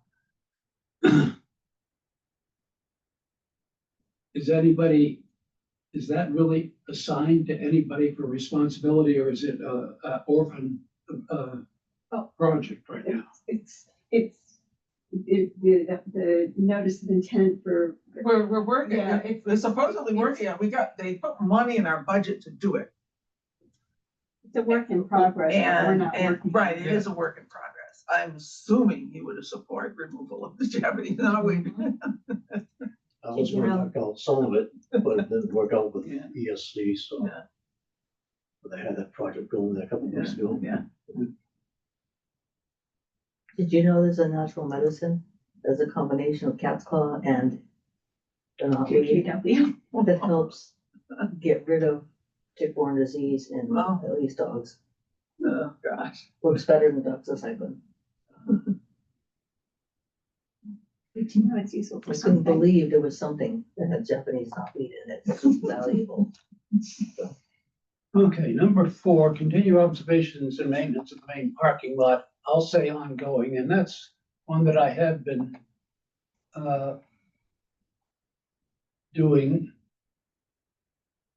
isn't not too much of a problem for the surface, except in the north. As you go into the lot off to your left near the sign where it's a low point and it gets a little muddy. So that has to be watched. The sight lines from the parking lot out to the road and from the road into the parking lot need to be kept open for both security and safety purposes for people entering and leaving the lot. And I have found that to be a significant chore. And the DPW has helped on one or two occasions to cut the growing brush because it's coming out of the stone wall that runs along that line. So that's a significant issue that needs to be kept up. And I think all the signage and everything else is in good shape. The cupola, that cupola is out of our hands right now. I'm not sure I heard exactly what the new plan is. Is there a new plan for the cupola? Right now, the Historical Society is planning to do some work on it. Try as I could to get it moved to another, to a different, more toward where it was before, but without a barn under it. They felt it was going to be too expensive and too difficult to do that. And when I went in to talk with John Mativian about whether or not it needed a building permit, he said, "Oh, I think DPW's got a forklift attachment, they could just pick it right up and move it." Okay. So I saw Jim Hall today and I asked him about that. And so he's going to go out at some point and take a look. Well, probably shouldn't be moving till that knotweed is out there. Well, it would be moving upslope, so it would be more in the grassy area than it wouldn't be anywhere near where the knotweed was. Oh, closer to the Billerica entry road? Sort of halfway between. I have a plan that I showed at the last meeting that showed, it was really meant for the Greeno Dam, but it shows where the sort of 100-year flood zone was, or land, bordering land subject to flooding, and the outline of the barn, where the barn was, and it just missed that.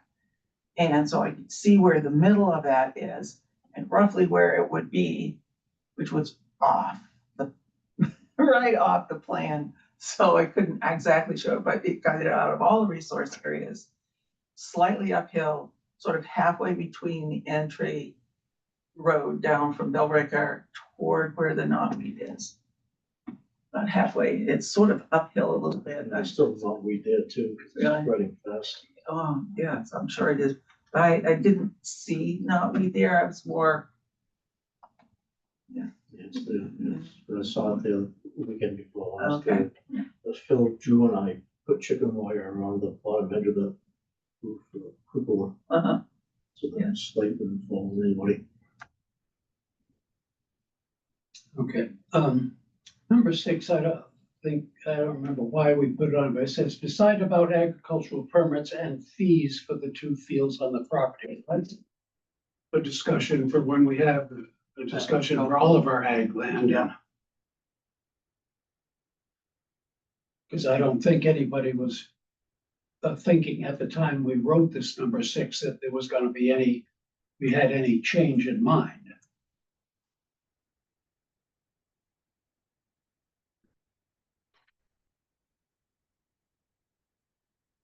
Number 7, in 2023, the corn planted was not harvested, and it should have said was not all harvested due to wet conditions. In the future, should the holder of this license have the option to leave a poor harvest to rot, which is what he did. It was a small corner of the field. I don't know that we need to take a position on this. That corner is in the flood zone. Yeah. Yes, it was very high. But if he leaves it there and rototills it in or cultivates it in the next spring. Well, you know, the thing is, when you walk by, you can see that all sorts of creatures have helped themselves to what was left. So it just teaches, Habitat. It's habitat. yeah, it just teaches the local fauna. to, Yeah. Look for handouts. I think the damage that could be done by sending equipment in there when it's too soft is really pretty Yeah. pretty You want bad. to say that again? I think the damage that could be done by heavy farming equipment going in there and trying to take out plants that, Yeah, when when it's it's, yeah, soft, it it's moves pretty the bad. equipment. Yeah. It begs the question, Yeah. should we be licensing those fields at all? Farming in flood zones is very common all over. But it's not farm land, it's conservation. I still think it should be. Why not? Just because it's conservation land. Say that again. I think it still should be ag land. Well, and we can't really switch it to hay because he's been using pesticides and herbicides on it. Not immediately, apparently, but Well, yeah, it's been fallow for a year. well, that gets us to number 8, which is the issue of, We didn't give him a corn license for it for this year, For FOSS. for Greeno. Oh, Greeno, wow. I thought we did. No, But what, To grow corn at Greeno, I think, didn't he have a license to grow? I think he did. Mhm. Yeah, or yeah, I've been walked there, yeah. So I didn't remember that we did that. I don't think Never. in the years I've been down that I've ever seen him grow anything but. Yeah, Corn. no, I mean, it has to be corn because it's no, always he been corn. occasionally had hay there for a little bit. So before, I mean, I lived here when there was no agriculture there, or in between different types of agriculture. And it was one of the most stunning areas, beautiful native grasses and lots of moss. It was just a magical spot. But it will turn into woods if it's not, you know. Well, just anyway. leave it for long enough. Number 8, I don't know what we want to say. Consider a requirement for only organic practices on town lands. Well, that's a big issue. And it says here, on town lands or long-term plan for restorative farming. That's a big issue. We'll see. We're not going to solve that tonight No. but yes, it should be always on one of the burners of our stove, whether it's the front burner or the back burner. For Brian and I have discussed, discuss what? Organic practices and certainly neonics Okay, for future. I mean, okay. maybe too Well- late for next year, but the year Well, after. I think this is a opportune moment for you to hear a little update on my quote private report I'm doing, which on the face of it was initiated because of the Foss Farm issue, but it's being written a little more generically for any town-owned conservation land. I'm making slow progress because I've had life interrupting my work.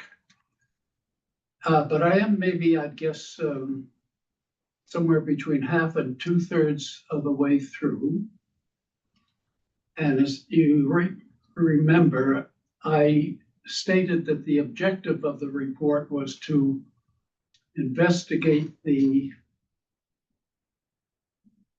acceptability of the current corn farming practices on town-owned conservation land, not just Foss, on town-owned conservation land,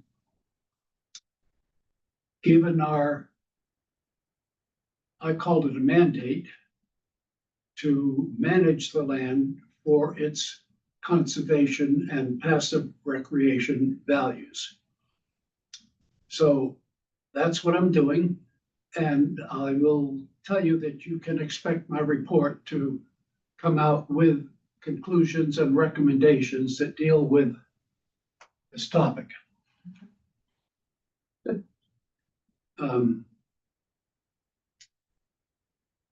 So I would say keep it on the middle burner, not the front, not the back. Okay.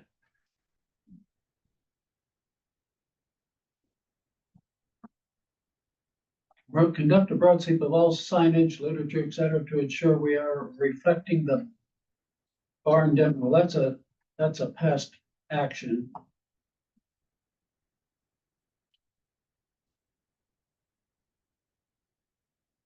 I'd say that's Unapplicable. not applicable. That's all done. Carefully monitor. Warren, I think that one was, if I recall back to, carryover item from last year, it's less about warnings of the demolition itself of the activity. I think there's mention of the barn being on the property and things like that. So those are legacy pieces of information that may still be on either kiosks. I know they're in print in the trail books, for example. So if there's any mentions of the barn, that should be updated across the town. Yeah. By the way, I forgot to mention that I had thought at one point in time that the Land Stewardship Committee or CONSCOM would have a portion of the poster or signage space on the kiosk for us to fill out. And I asked Phil Drew if that was true, and he, in very nice words, said no. So, because I was gonna put on the budget that we could have Julie, at the right time, maybe after we saw what they were gonna put on, to do something of our own. But I think we're just gonna have to wait and see if they use up all the space. Do you know what they're gonna put on it? I don't think that they've written it yet, so, Okay. no. You should be able to, they should be able to approve what they're gonna put there. Adam, I'm not entirely sure what you're referencing, what you're getting at. What I would get with the yeah. reference? Oh. That across, I think there's probably across different assets, there's mention of a barn that no longer exists. And that's something that we should now scrub as I think we can scrub at least to make sure that there's no mention of it. So for example, on the property descriptions, there's mention of barns, of the barn in the history and that's no longer there, so. I'm sorry. I'll find I can find specific examples and I'll send them out in email. I mean, I don't think we can go back to the baseline assessment because that was written when the property was purchased. The write-up maybe that's on the. But I think the we're saying, website. I'm hoping that maybe the Historical Society will cover a lot of this Right. information. Yeah, So we should check the website. yeah. And I think baseline assessments can also be edited and updated, right? Oh, absolutely. Let me say this again because Judy's point, I've said for a number of years that some of our baseline assessments, especially ones written in our first 5 years, from 2006 to 11, are way out of date, and where we were all learning how to do things at that time, and weren't aware of a lot of issues and sources of information, and I would love it. And I tried myself once. I thought I'll do an update of the Cranberry Bog baseline assessment, and I started it just at the time that Mark said, I'm not gonna farm cranberries here anymore, so I thought I'd better wait and see what happens before I do the update, so that's but again, there's a lot of things that have happened at all of our major properties, all of them. It would be nice to almost have it committee task to have an update, just like they do on the open space and recreation plan required by the state, every 10 years. 10 to 20 years, 10 to 15 years. It's a lot of work. It takes a lot of work.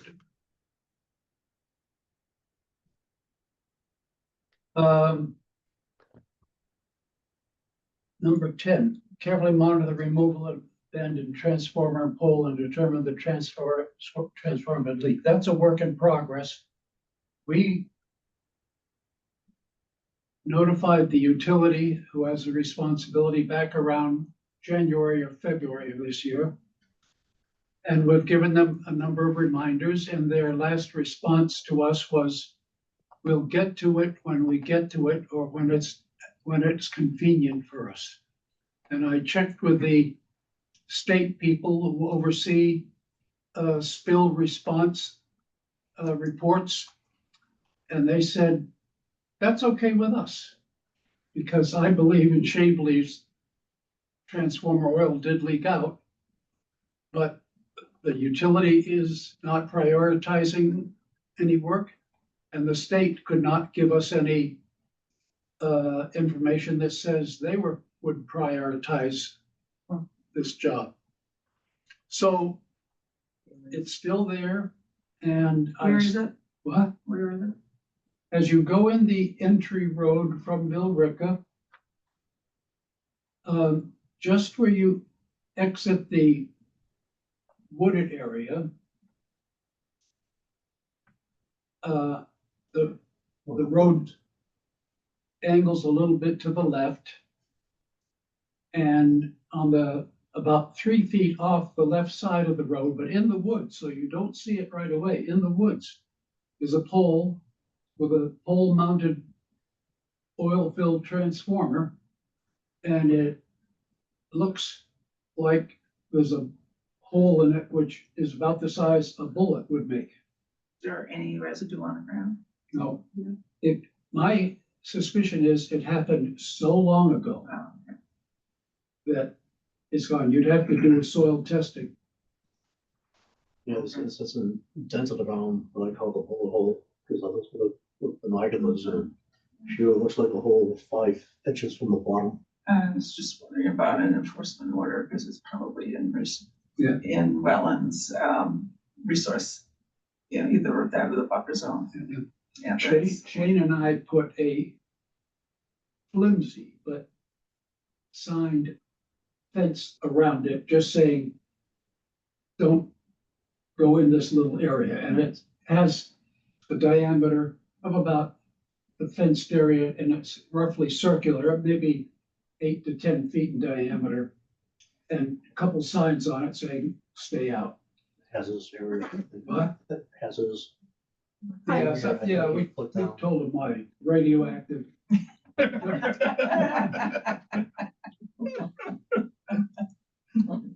Caution, deionized water. That will real. It should be called radioactive, because that stuff made me sick the 3 times that I had to report the one on Maple Street this past summer, and I had to go anywhere near it. The 3 times, made me sick the whole day after each time. Stuff is so potent. It could have gone right across the street into the wetland. Yep, it's right across, this was right there downhill, across the street. But they were on it, when I got out there a couple times, and I got out there and replaced it with a nice big brand new transformer, and they dug up the ground around the pole to get all that ground out of there that's contaminated. So that was taken care of pretty quick. We do work through the building inspector, Metivier, and he has, and I have the contact for the utility.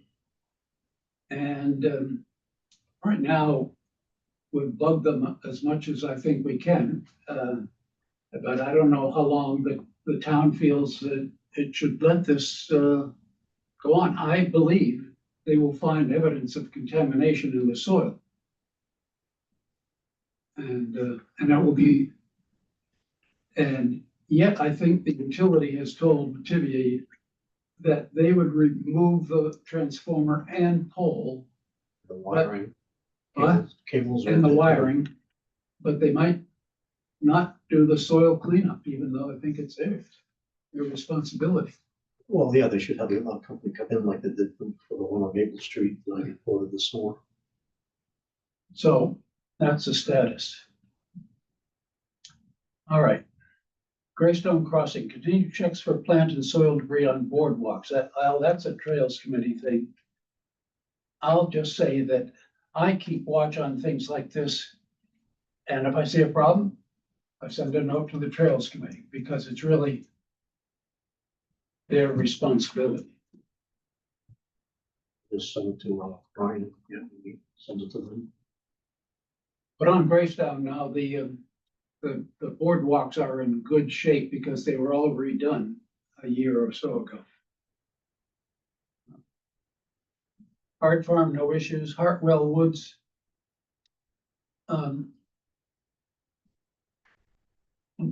Number one, investigate other parts of property not previously visited. This year I went in on a abandoned path that I had been on before and was able to go about 50 feet or more.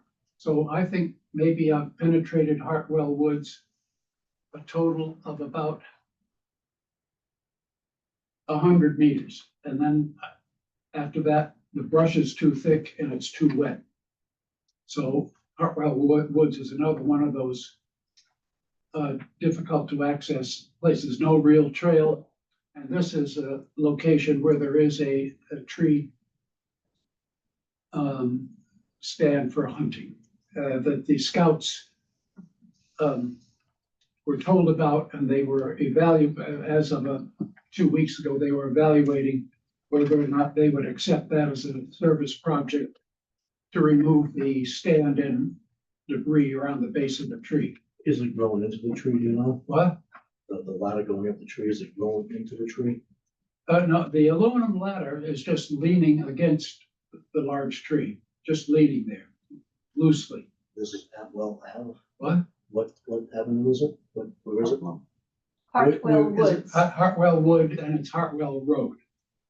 So as you're heading down Concord Street, you only go past Bisbee and then turn right.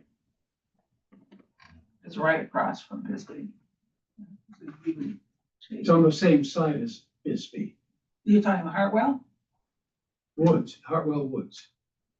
You go past Bisbee, you take that right-hand turn I'm confused. down to where, what's his name lived, was on Conscom, the other lawyer. Nick. Oh, and I have to tell you, so I'm out there the other day, this is brief digression. And at this time with the leaves gone, you can see a house a little further down Hartwell Road.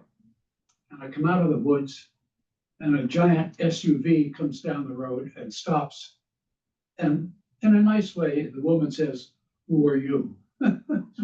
Nicely. And she said, "We saw you in the woods."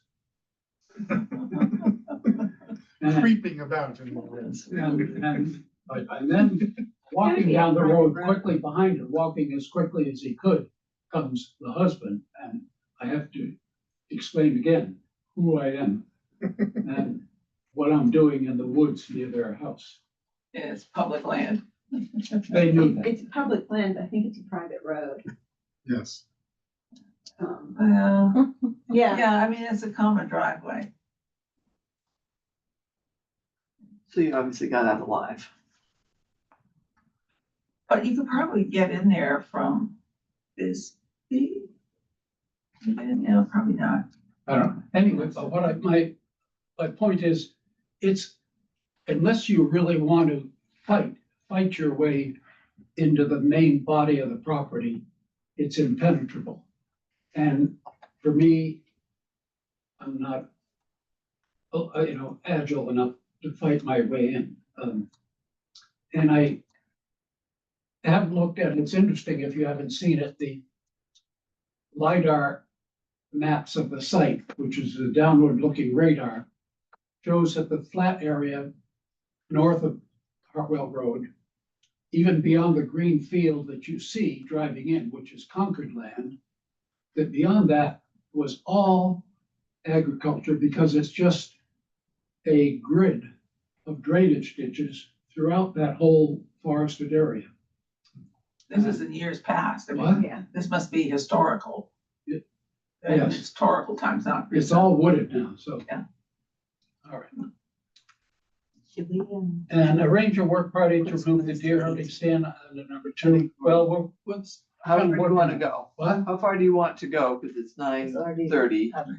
I'd say we have only 1.5 pages to go, so I'd say we do that in just, if you can do that in December.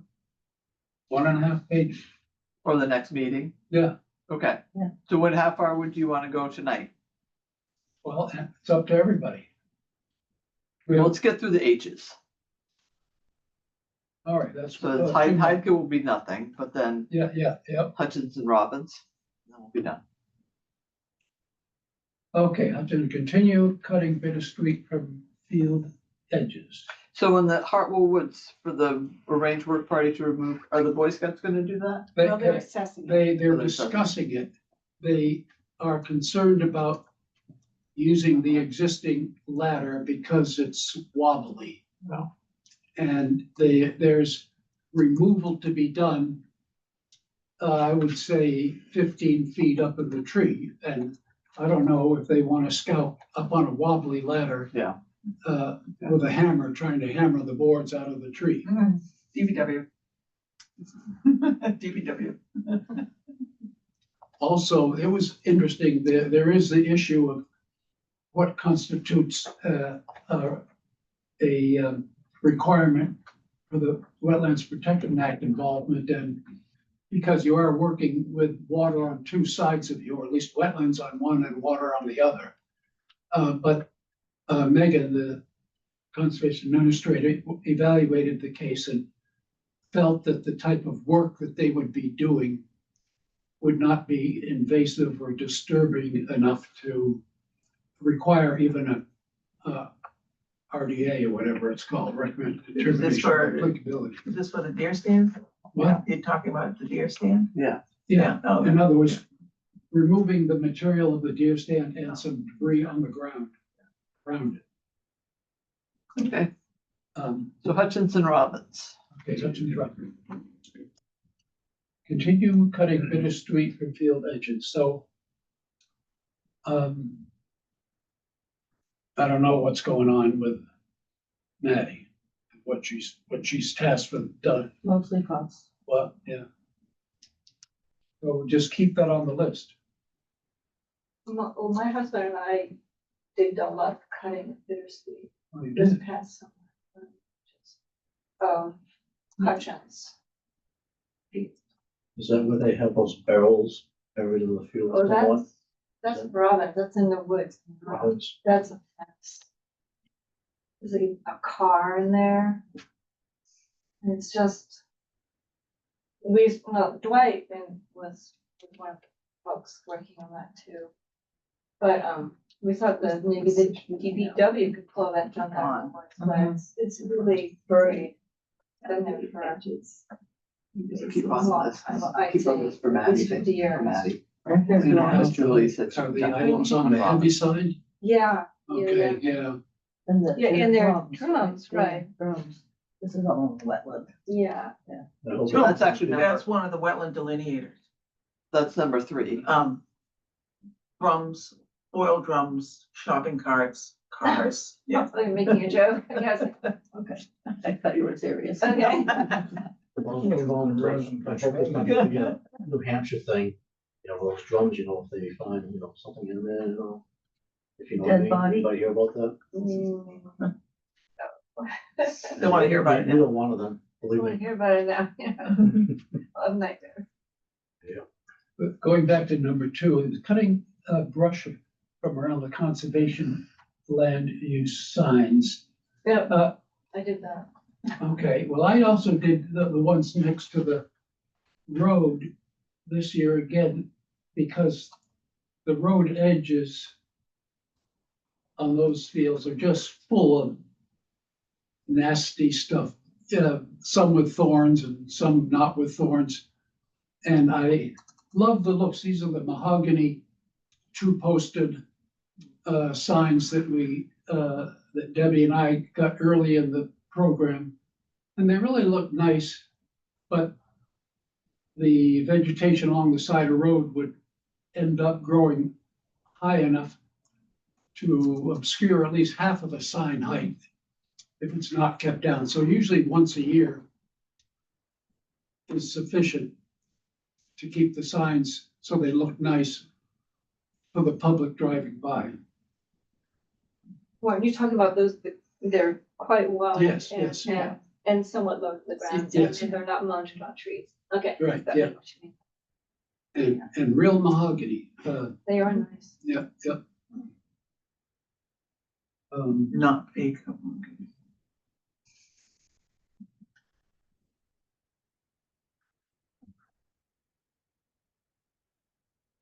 So does somebody want to say that they will ask DPW for help sometime? I mean, I think that's the way to go, and maybe in winter when the soil is somewhat hardened.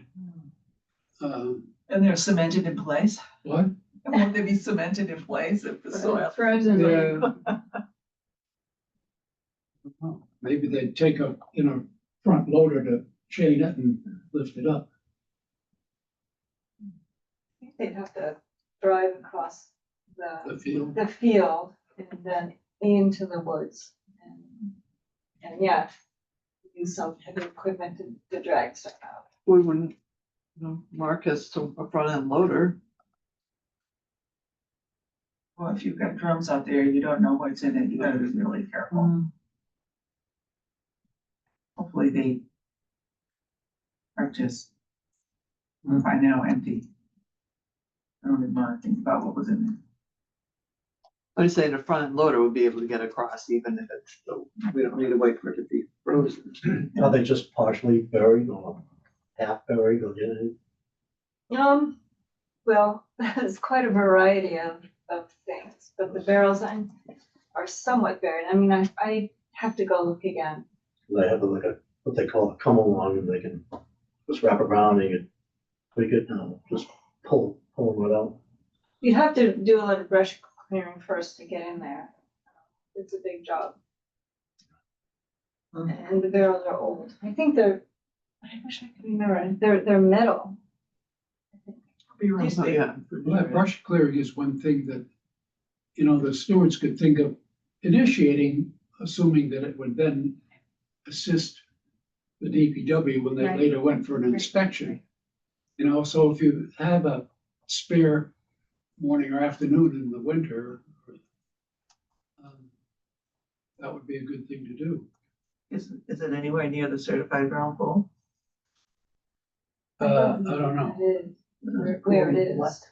There's a certified ground pool out there on the far end. I believe it's beyond the field. Just don't know where it is. It was certified just before I started because this working.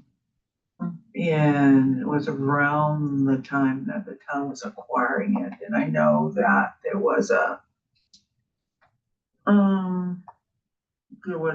peer reviewer that went out there and did all the wetlands.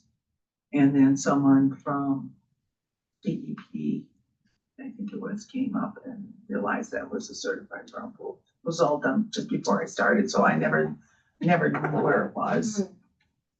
You would think they would have reported the barrels. Yeah. And the Yeah, I mean, I'm astonished. maybe it was. Yeah, more recent. I'm actually kind of blown away that this has been out there all this time and we didn't think about it.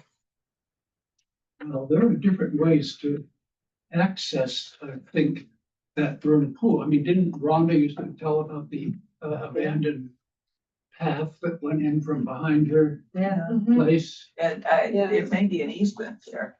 What? There might be a trail easement. Yeah.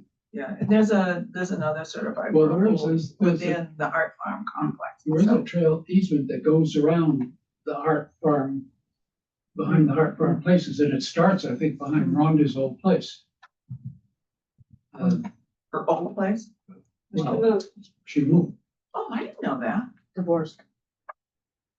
Oh, where'd she left town? yes. Oh, well, that's fine. I didn't see her. Very, very happy. Oh, good. And flying all over. She got a license to fly airplanes.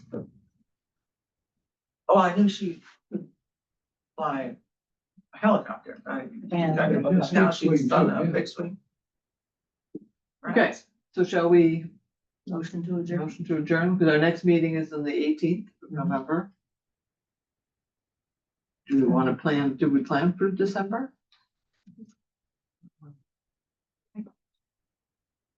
Well, I know Megan would like us to plan way ahead. Okay, so Yes, we have it on we December have 9th. November 18, December 9. Yeah. All right. By the way, Sylvia, you'd like to know that, one of the priorities that Maddie had for FOSS, get rid of all the porcelainberry. That's a horrible plan. Yes. But, how the butterfly weed be there this summer? That was way, How the butterfly weed do this summer? Somebody want to move for adjourn?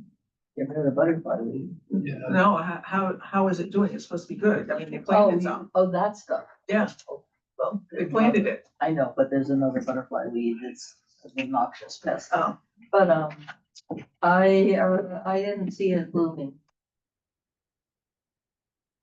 I might have Okay, missed so- the 1 week it was blooming or something. I know it doesn't.